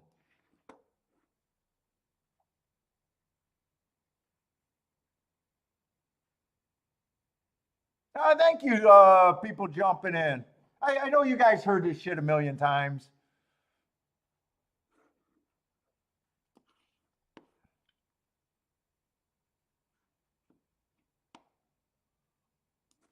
Yeah, and we do the show. We do the show Thursday through Sunday, and we got about 5 years of episodes out there. So feel free to check us out, man. And any but new person, we love to hear from the new players.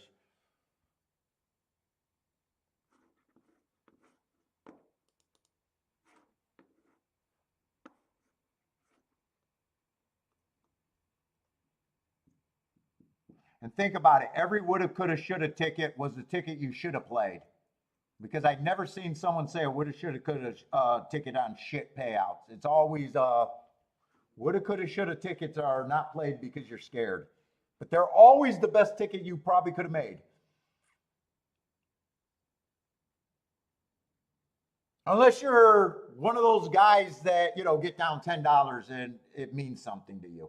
You know, you might, but you know, if you you know can afford to play,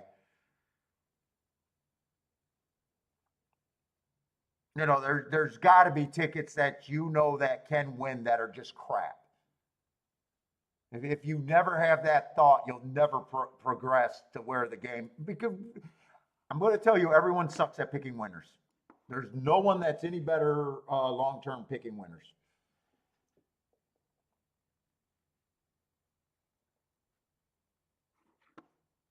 This is the last race. This is the last race at Churchill, and then it's just going to be Gulfstream. I'm going to try to do a betting board here if it's any good. Let's see. Gas has not learned a single thing from this damn show. What's up, Gas? Gas probably a fucking he hates it when I go into fucking talking about my damn feelings, don't you, Gas? He cringes to watch this show. Wait, Paul is scared of making a bet? Paul is letting losses bother him? Yeah, that's not the, and it's not the right approach. If you think you got a good ticket, you got a good ticket. Nothing else matters, but I have not worked through that. And has only learned some cigar shit.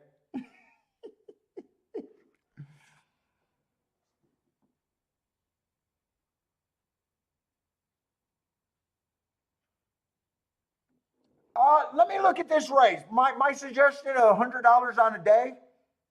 You're better off putting that to something you really like than spreading it out 10 times where you get nowhere. You're better off being aggressive with money, trying to get to a bankroll. People that nickel and dime never get to a bankroll. I would get to a bankroll as quick as possible with that. Just think game theory, right? What's the easiest way to get to $1,000? You don't want to go and have to have 10 to 20 things go right in a day for you to get to a number, right? The easiest way to get somewhere quickly is to have one or two things go right.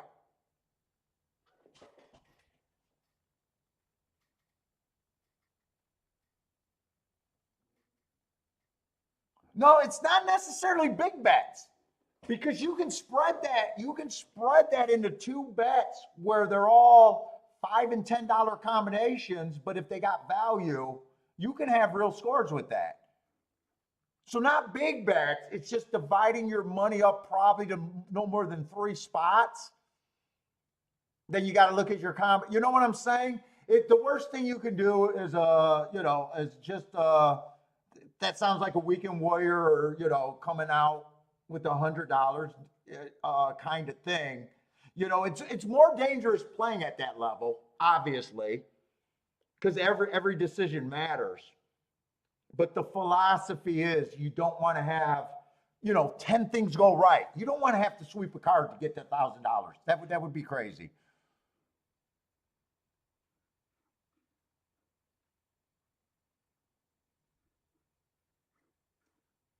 Yeah, but it's not necessarily big bets.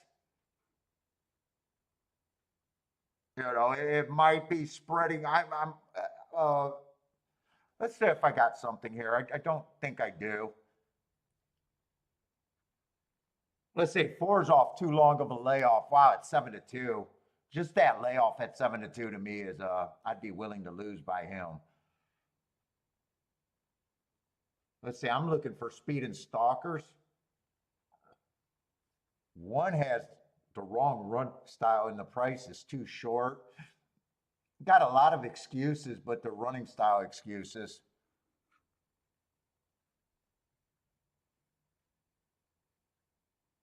And people in the chat room, feel free to jump in on those questions. If you got a different view about how to spread out $100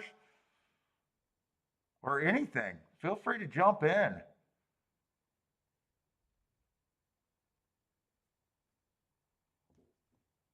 Seven does have some interesting marks. If he can get the lead, I'm not sure what kind of pace there is.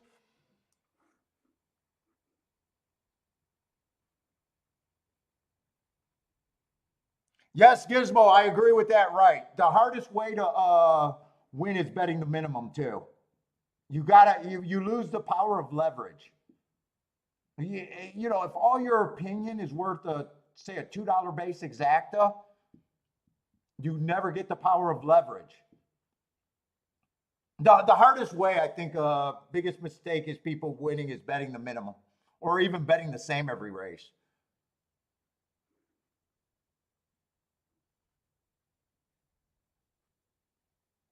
And as a gambler, you do not want to lose the power of leverage. There's got to be opinions in races that are, or bets, whether it's bets or races or whatever, there's got to be things that are more important than other things. So betting at the minimum is actually, man, it's the hardest way to go. Unless you're taking whole pools when you win. That's the only exception.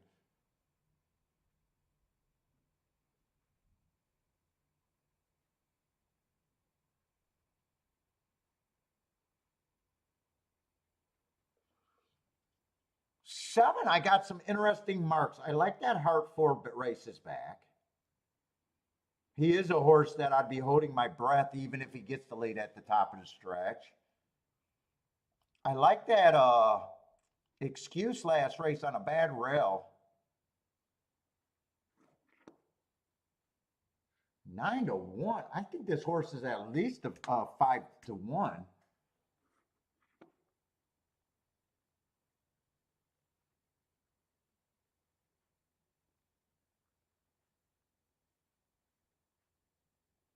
Five and the 6 are the other two horses with some upside. Four is just off of that layoff.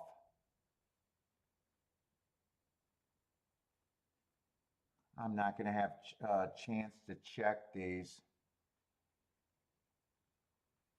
I think it's worth a token bet on my end.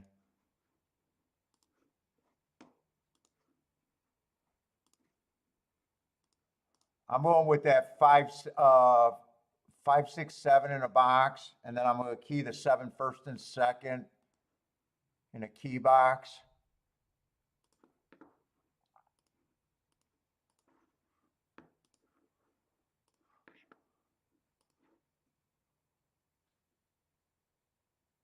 And I think I'm going to do a win Dutch on the 5 and the, or I'm sorry, not on the 5, on the 6 and the 7. Yeah. I need to write that. Do I need this? I can get rid of that. 5, 6, 7 in a box. Got a press ticket with the 7 has to get first or second. 4 gets the lead. I'm already worried about that ticket. And then 6 and 7 to win.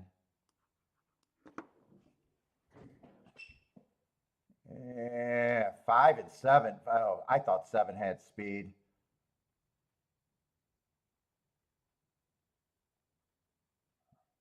Right now, I need 6 to hook this 4.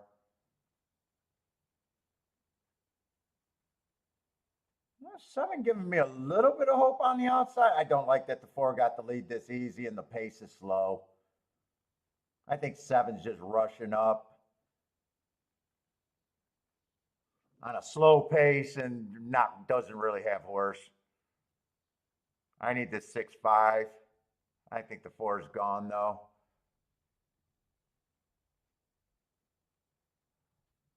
That 6 and 5 are bumping. 6 is done.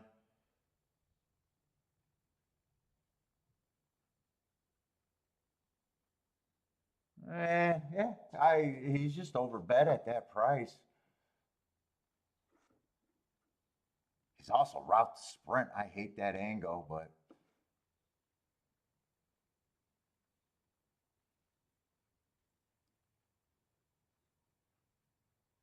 man, 6 could not even get out the gate with him.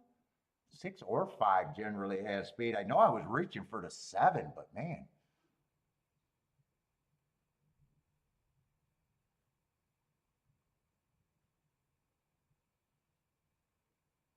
Okay. Let's see, that's it for Churchill. I already saved it. Yeah, 4 was, I mean, 4 is making a huge class drop, but I mean, just hasn't, well, he ran in August, but still almost a year. Had speed at a route, huge class drop. I mean, it's just, is 5-2 the right price? Yeah, I guess 5-2 was the right price. No. I just want to close it. What did I do? There we go. Let's see. Gulfstream, we're going to be 0 minutes. Fuck, that was the race that I was supposed to look at.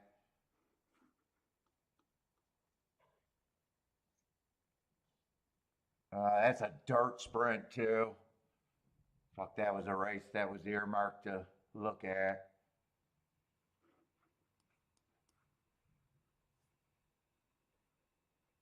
I love the marks on the 3, but it's Tampa form that I don't always trust.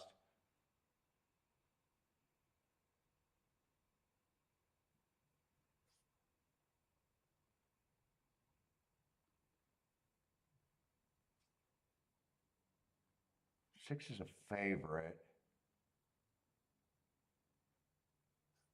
Going to move over to the 5 hole, which definitely helps. There's not much I can do here. I'm going to do a Dutch bet on the 1 and the 3.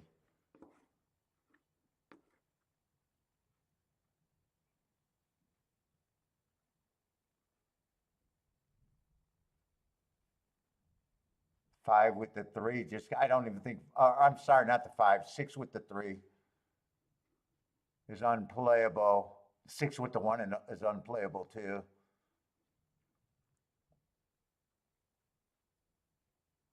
Actually, 6 with the 2 is the only exacta that's any good.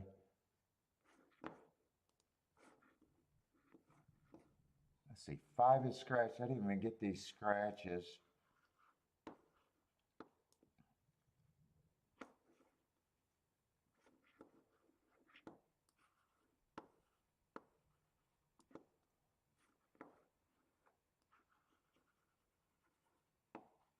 Let's see what I bet. I bet the 2 and the 3 to win, and that was it. No, not the 2 and the 3. 3 and the 1.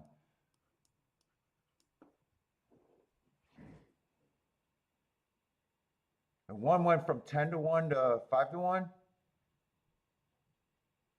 Let's say the Chiclet guy has no idea who's even in this race.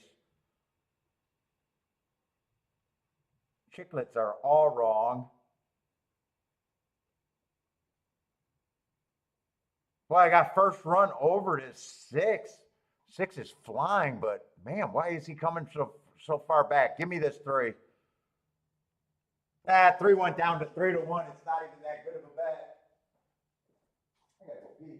Is that raining lately?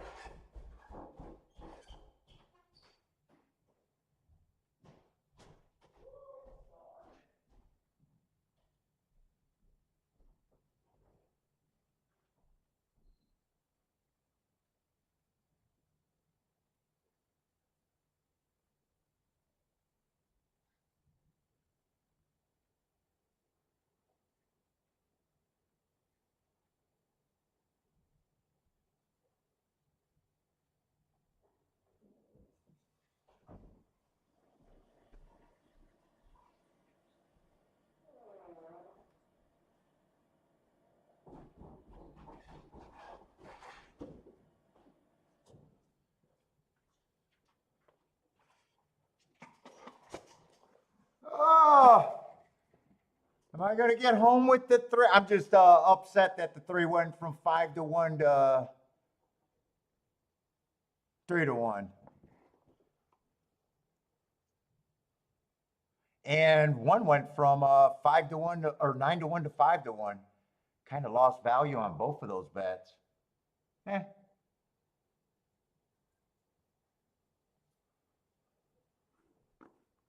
God, that didn't feel like 6 felt like a pretty big favorite there.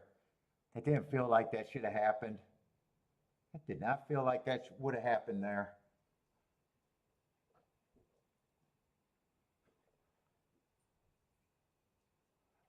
On Thursday, yeah, back on Thursday. I think Wednesday, I think I'm done with Wednesday unless they got major tracks, and I think everything on Wednesday is bad.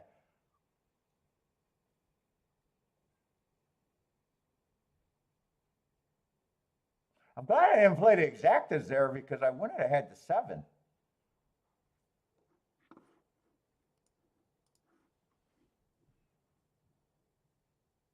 Oh, and actually 3-1-1-3 wasn't all that great.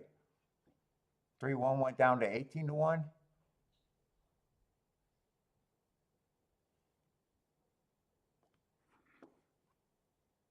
God, I would have liked to got the 5-1 on him. 9-2 even.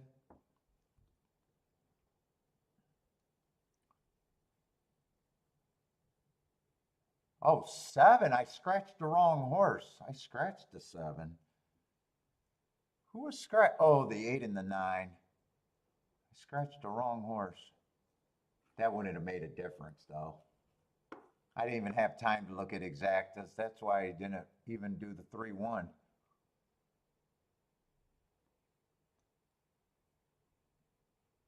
Oh, 7 has speed.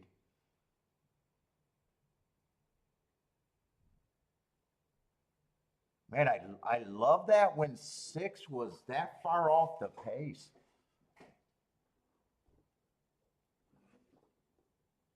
Holiday weekend coming up. Memorial Day. Is that Memorial Day? I don't know. Kiki might want to do something holiday weekend. Is it Memorial Day? I always get Memorial and Labor Day mixed up.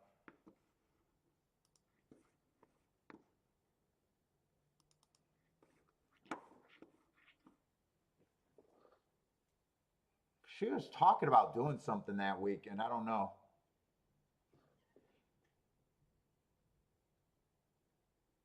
Maybe, maybe not. Maybe if there's no Wednesday racing, maybe. And no Kiki plans. That might be a possibility. It just depends on Kiki plans.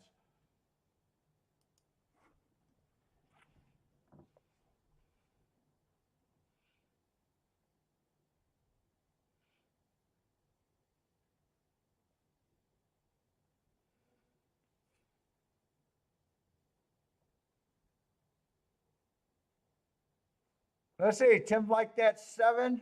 Or is that at a different track? 7 Raccoon?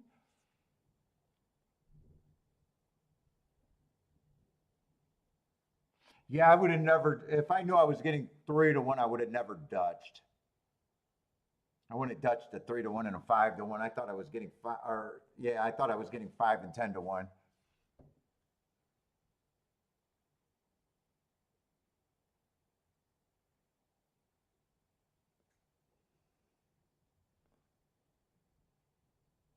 John is grateful Churchill's done for today. Yeah, I'm grateful I had that score at Churchill.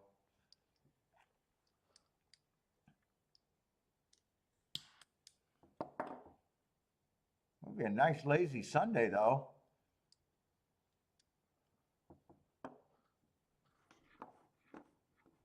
Let's see, Santa Anita, if you guys got picks, and it's got to be the last race coming up at Gulfstream, and I am done.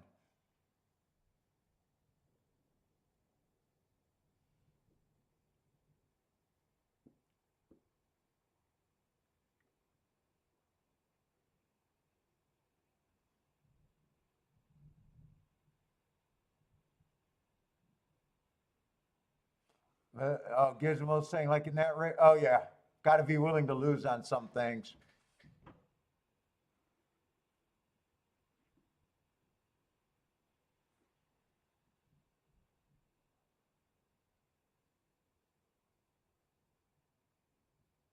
Yeah, Gizmo's also talking about sitting out.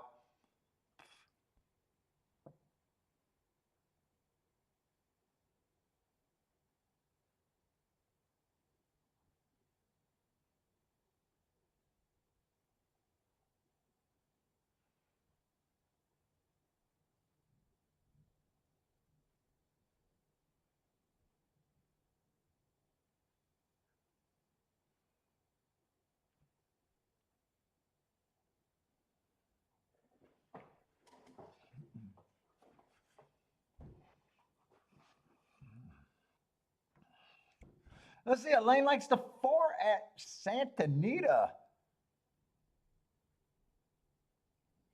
Gas likes the 4 also at 10-1.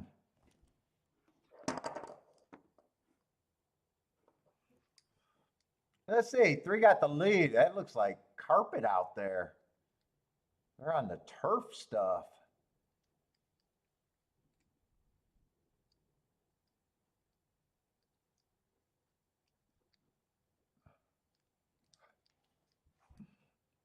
Three got the lead, 1's in second, 4's in third, maybe about 3 lengths back.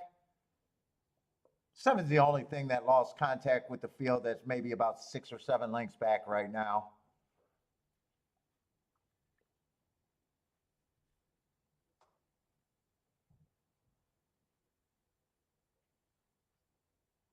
Three still has the lead, 1's still chasing about, he's about half a length off.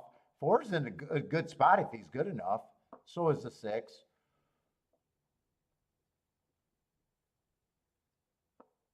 Three still has the lead. 1's still trying. 4 and 6 are really good spots. Although 4's asking for something.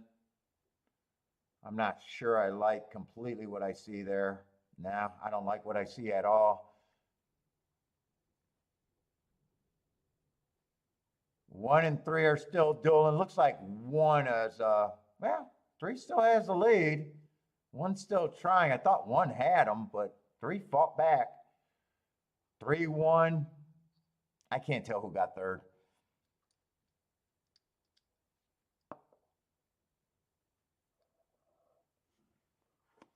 And Belmont, we got 4 minutes away.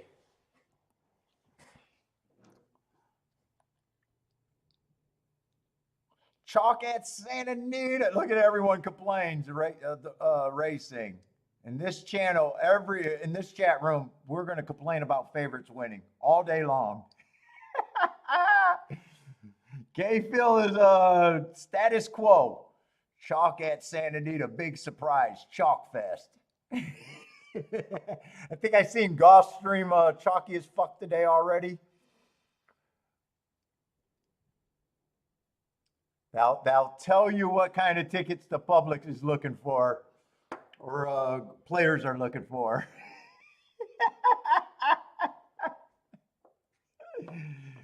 If you're on another channel and they're high-fiving, saying great picks after every favorite, they're having a good time.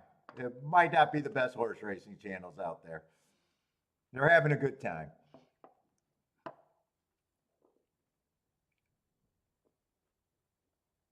I have no idea when Del Mar opens.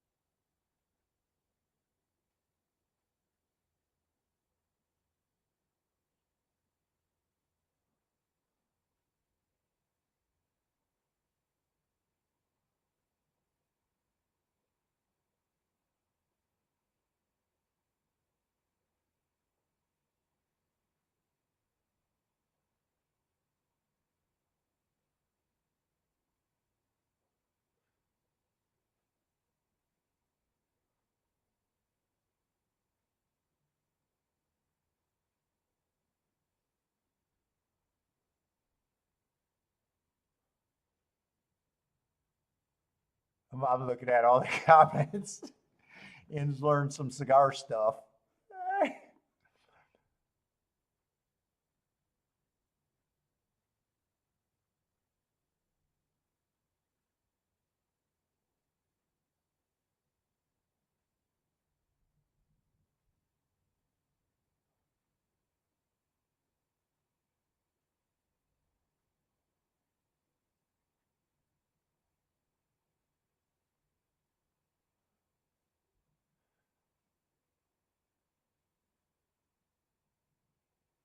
Man, it started pouring over here. It's like 80 degrees, man. I hope it's just a flash storm because it was beautiful out today. I want to go do another walk. Let's see how much time we got for Gulfstream. What about the 11? Let's see. We got a turf route over there at Gulfstream.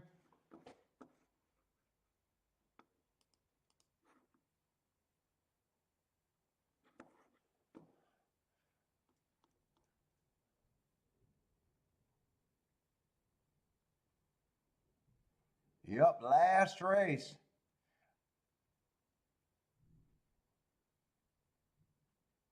What do you think about the 11 stretching out?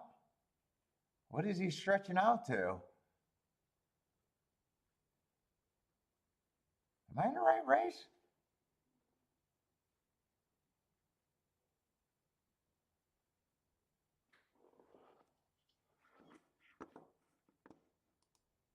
What do I think about the 11 stretching out?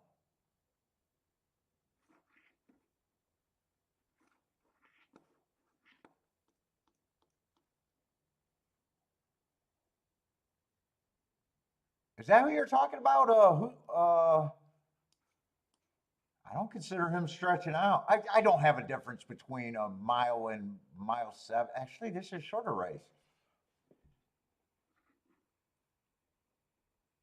David wanted to look at the Hawthorne card.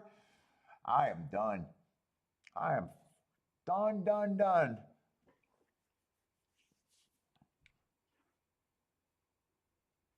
I got no problem if the 11 win, if that's who you're talking about, Charles, at Gulfstream. I think he ran on a speed favoring track first time out. Second race, stalking closing day, going too fast to win. And last race on early pressing day, going too fast to win. There's other speed on the inside. 10 has speed on the inside.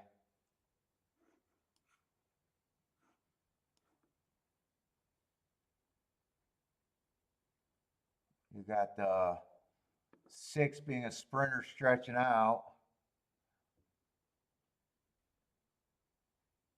5 can show speed. I wouldn't be shocked if this pace. You got another horse, the 6 is stretching out. You got the 3 stretching out, trying turf. You got a bunch of horses stretching out, trying turf for the first time. You got the 2 also going too fast to win. I wouldn't be shocked if that's a fast pace too.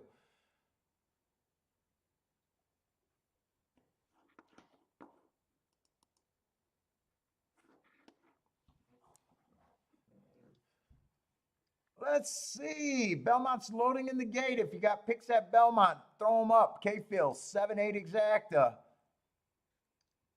Kevin likes the 5-7-11.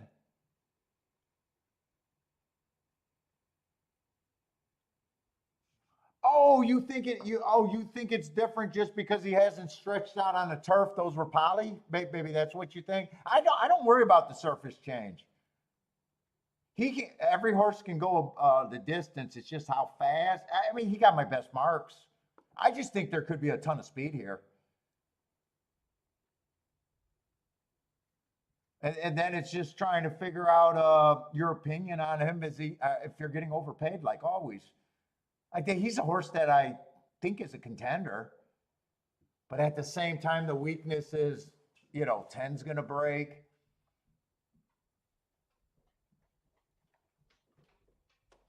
But yeah, I wouldn't be worried about him stretching out. I might be worried about if the pace is fast and he has to go too fast to win again.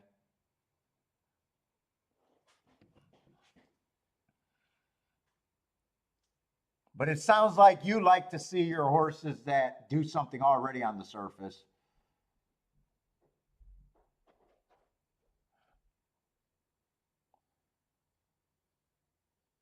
Let's see, buy stocks, first bet of the day today. Well, you been busy or you been that hands in the pocket? You must have been busy today. Let's see, Christopher likes the 4 with the 10-11 at Gulfstream.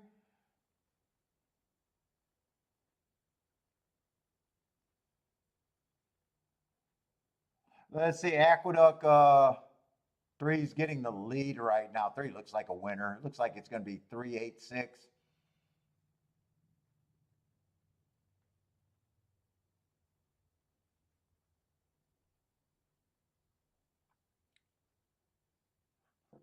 Three, 8, 6. All right, let's try to do Gulfstream. Man, at first glance, I think this race could be loaded with speed.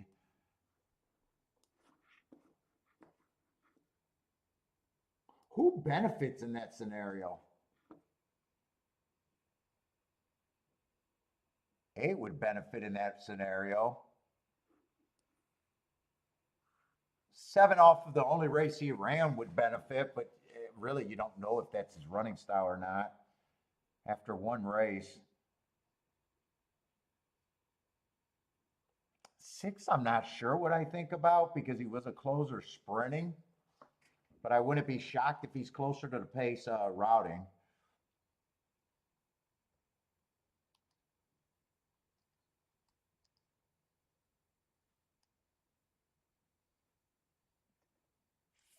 Maybe 5 rated a few times. Do it on the lead a few times.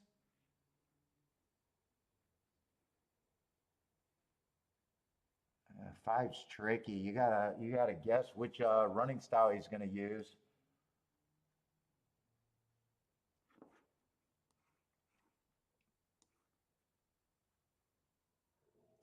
2, I think, is going to lead.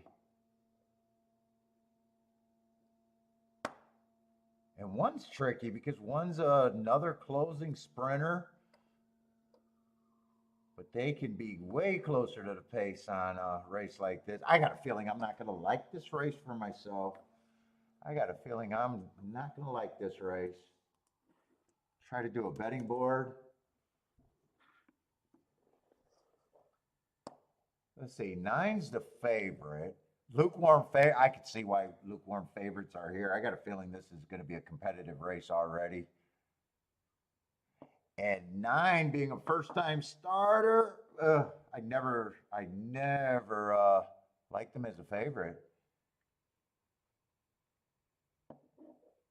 It makes me hate the race again. Whenever the horse taking a lot of action as a first-time starter, you just don't know what you're doing going against.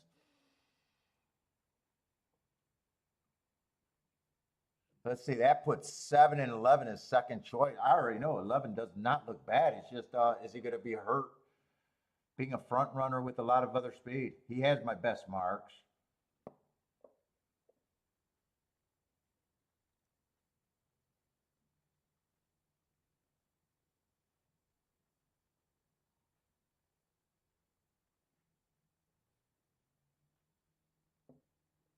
Ten's probably going to go to lead because he was a speed horse.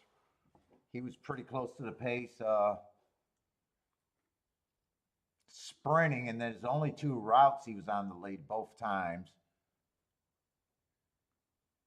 Let's see, if I'm doing a betting line, they all start at 11%.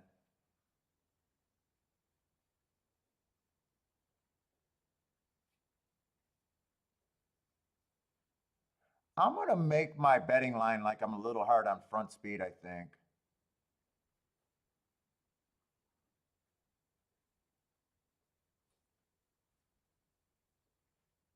Which is weird because 2 of my best marked horses are front speed. I just worried about so many extra damn sprinters in the race. I just think in my head that this is going to be a fast pace. That's kind of my first opinion of this race.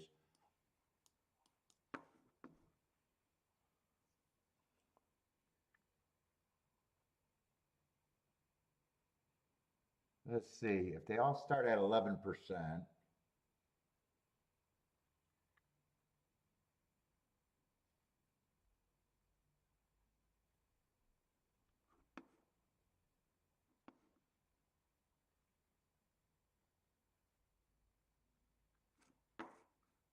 five I'm going to be hard on. Man, I don't know what to do with these sprinting.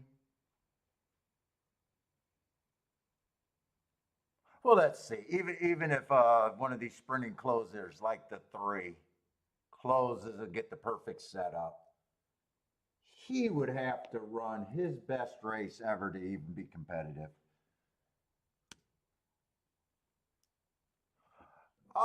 No, not at Gulfstream. I think Gulfstream's right now been a stalking track for a while, but Gulfstream goes in stretches where speed is actually good. Let me bring up that profile real quick. I think it's been stalking this year or for a while now. And I think there's not much difference between being a front runner and a closer. Let me pull that up.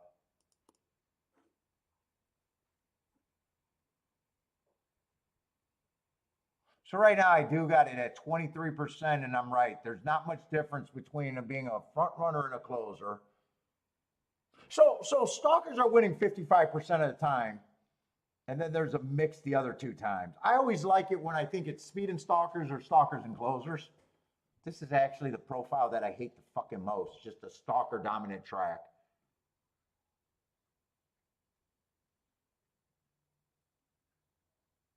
But it's not like Churchill or Pimlico where I'm like, yes, I definitely want to fade speed because they still wire at Gloucester. It's almost like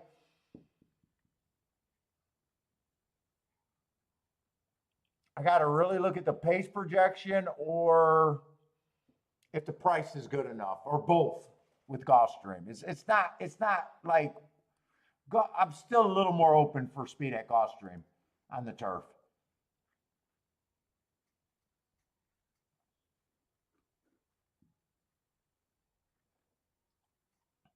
And the reason why I hate the stalking profile the most, because you get those front runners, and the jockeys are looking at the pace projection and they're saying there's four of us. You're going to get two of them that decide to rate, and then they win, and you throw them out just because they're a front runner, but they decided to stalk that day. You know what I'm saying? And then just the pure stalking track is to me the biggest problem that I have. Just like you throw out that you throw out a closer because you think he's going to be 5 lengths back or farther, and he's 4.5 lengths and he wins, and he was a stalker on my file. It just makes it a confusing problem the way I look at races, if that makes sense.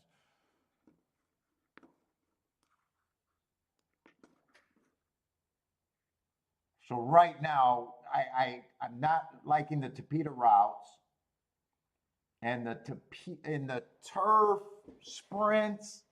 It's not the greatest profile, but I'm a little more willing to play in those than the other one. What's up percent better?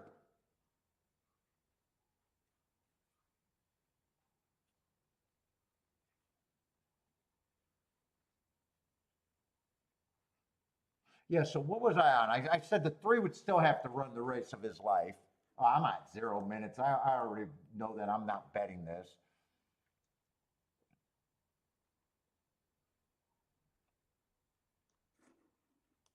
I think this horse has to run the race of his life.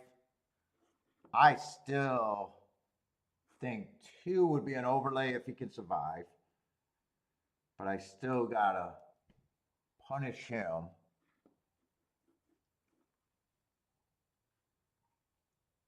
Four, if there's a sprinter that stretch out, four might be one that I still would leave in.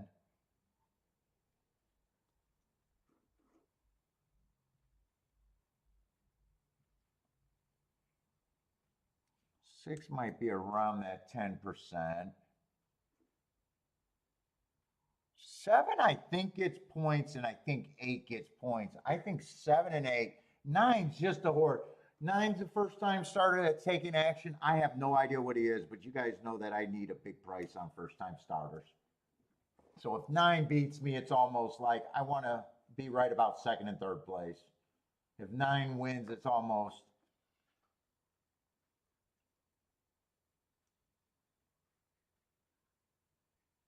Ten, I don't know how 10 survives with the other speed that I just like better. 10's over bet. If 11, I think 11, best marked horse, I just got him as a little over bet. Because I would like him better if I wasn't worried about how much speed is in the race. And I'm going to say these 3 horses, I thought, are the horses that benefit the most if I'm right about the track backing up. Or the not the track backing up in this scenario, if I'm right about pace backing up. So 4 is the biggest overlay of that group. He's the one that I trust the least, though. That's the sprinter stretching out, trying turf. And 7 and 8, right now are only a half a point overlay, so I'm agreeing with the board too much there. There's no extra getting overpaid there. Is there any crazy long shot that makes playable? 2 is still playable at those odds.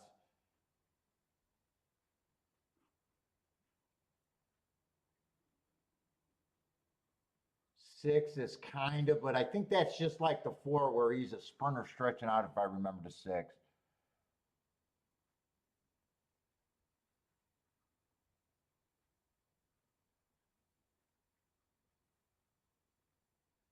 Yeah, he's also sprinter stretching out.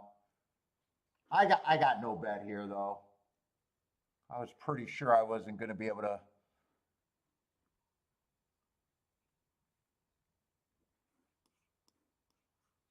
I want to be right about this being a fast pace. Well, I don't want to be completely right because if right now speed, if someone holding on or surprising me, being close to the pace is actually the best tickets out there. If I'm right about the horses I like the best, and really that betting board is not that much of an opinion there, but that is my opinion.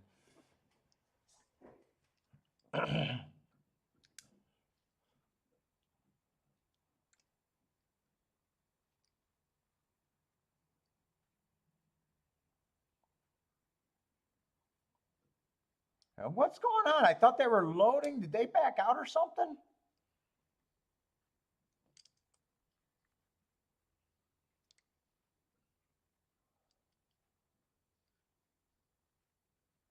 Christopher says the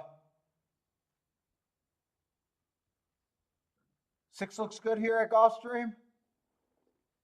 He's an overlay that I could build a ticket around. Him in the 4. I just don't know how much I trust that being a sprinter stretching out.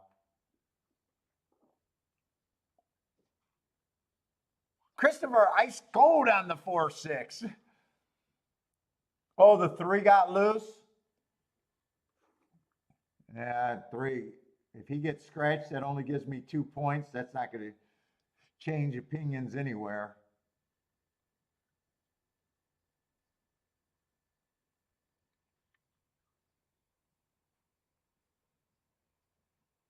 And actually, I can make the argument that 1 falls in the same category of that 4 and 6 sprinters.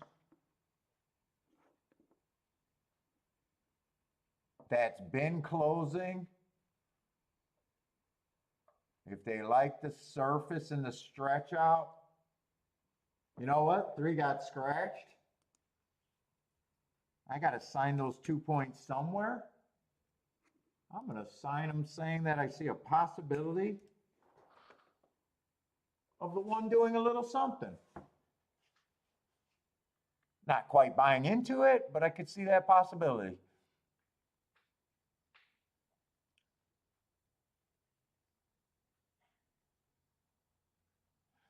Let's see. Gas likes race number 9. Is okay bet, but is a little bit short for you. So officially he'll pass, but that's the opinion. And that's right, you do like first-time starters. I forget about that. If I'm completely wrong here, I kind of want it to be the 9 beating me because that's just the first-time starter that I have no idea what to do with.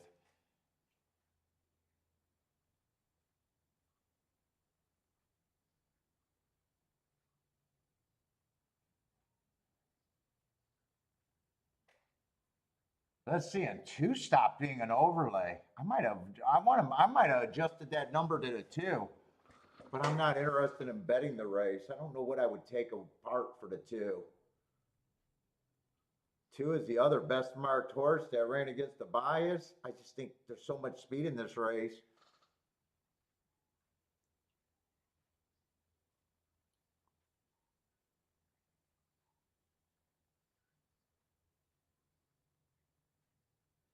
Because when I gave him that 8%, I would have gave him more, but he was like 25-1. That didn't change until late in the betting.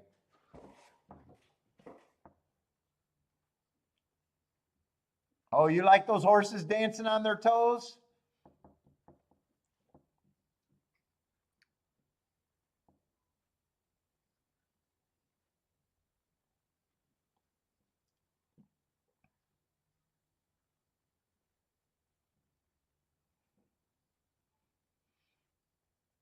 I'm kind of surprised. I don't know. I think I was a little surprised that they completely made the 11 the first choice.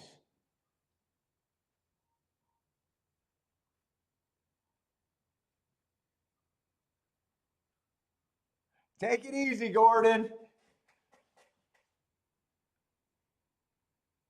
Got to go to the kitchen and argue with the chef? Take it easy.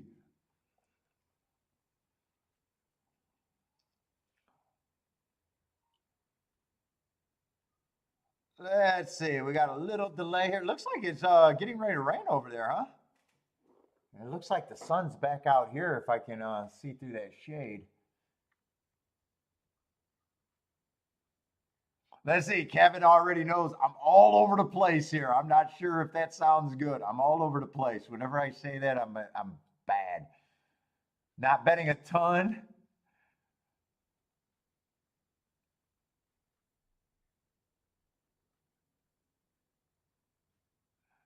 But he already knows that he's all over the place.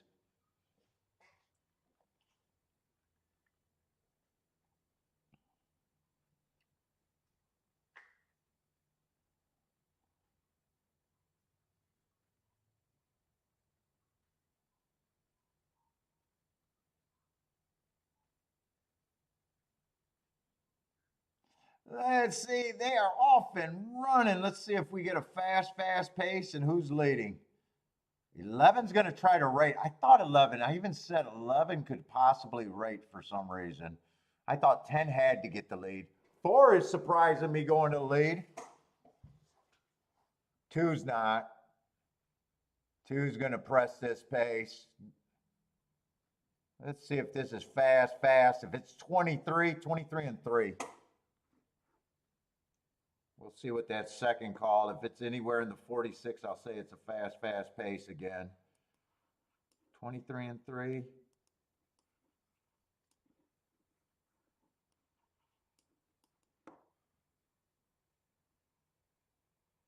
2, I thought could have been the speed of the speed, but I still think he's going to have a hard time surviving, especially with that 46 and 1. That's a fast pace. If anyone goes wire to wire now, they earned it. That's a 22 and 4 around the turn.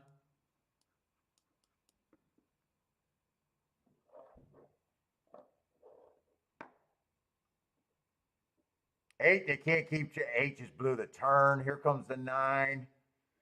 10, I didn't think could survive this. Here comes the one late. I updated the one and warned everybody about the damn one. Oh boy, oh boy. I didn't play, but I updated and said I could see a fucking scenario.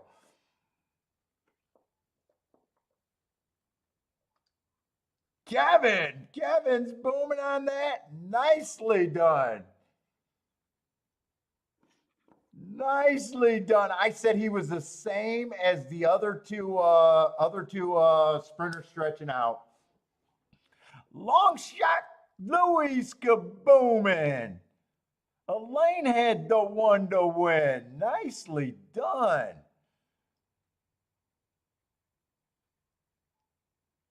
I thought I seen another boomer. Were you guys? Oh, Kevin booming. Kevin, Elaine, and long shot Louis. Yo, what percentage of the chat room? What do we got? We got about 40 people in here.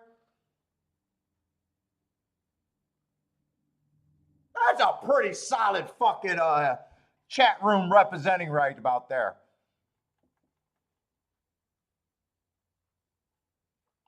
I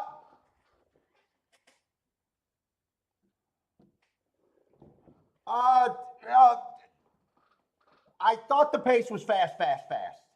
That was the first part. I had a hard time thinking someone was going to go wire to wire. And there was basically 5 horses that I thought could close. I favored the 2 horses that already routed, the 8 and the 7. At first, I had the 4 and the 6, but then I updated the 1 and said that, you know what, the 1 is no different than the 4 and the 6. 4 ended up going to lead like I don't know about a dumbass, but he ended up going to lead, so that eliminates him. But you don't know that before the race. I didn't bet. I just seen it and.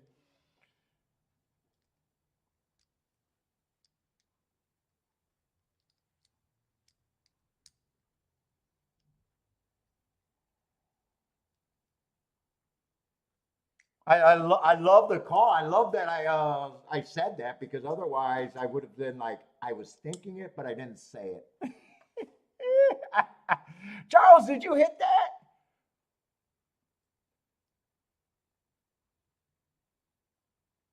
Now, did you listen to the banter about the 11?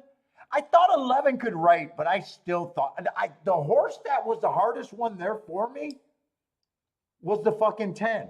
10, I thought, had to get to the lead.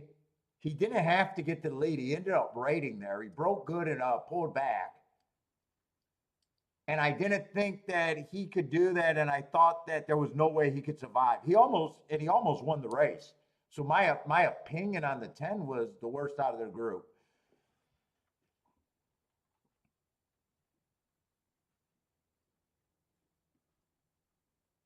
$11, I don't know why I thought 11 would rate. Maybe because I thought all the speed was inside of him and he might have been forced to rate with the 10 just inside of him. Maybe that's why I thought the 11 might rate. It's only, I'm only right because it happened. If, it's not like I would have been if you went to the lead. You know what I'm saying? It's almost like when someone said, hey, I got inside information this horse wasn't going to run. And the horse doesn't run. Well, it's a lot easier for me to say horses aren't going to run than horses that won. Right? If you got 10 horses in a race and for me to say, hey, I got inside information, this horse is not going to run. Are you really saying anything? You had a 1 in 9 chance to win anyways.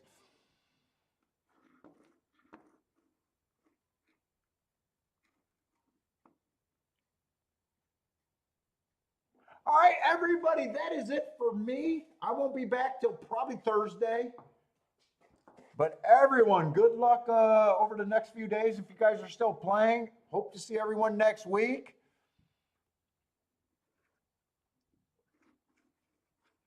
And TBE Racing, check out the shorts on YouTube that I got out if you want to see some hits like that I actually played. That one I didn't play. But check out the website, man, since you've been asking a lot of questions. I got a few handicapping videos. Got some shorts out there that you might like. Check out my highlight reel that Saratoga last. I got 3 minutes of hitting and nothing but 20 to ones and higher. But everybody, take it easy. A little bit of self-love there. But everybody, take it easy. Good luck. If you guys are still playing, and hope to see everyone next week.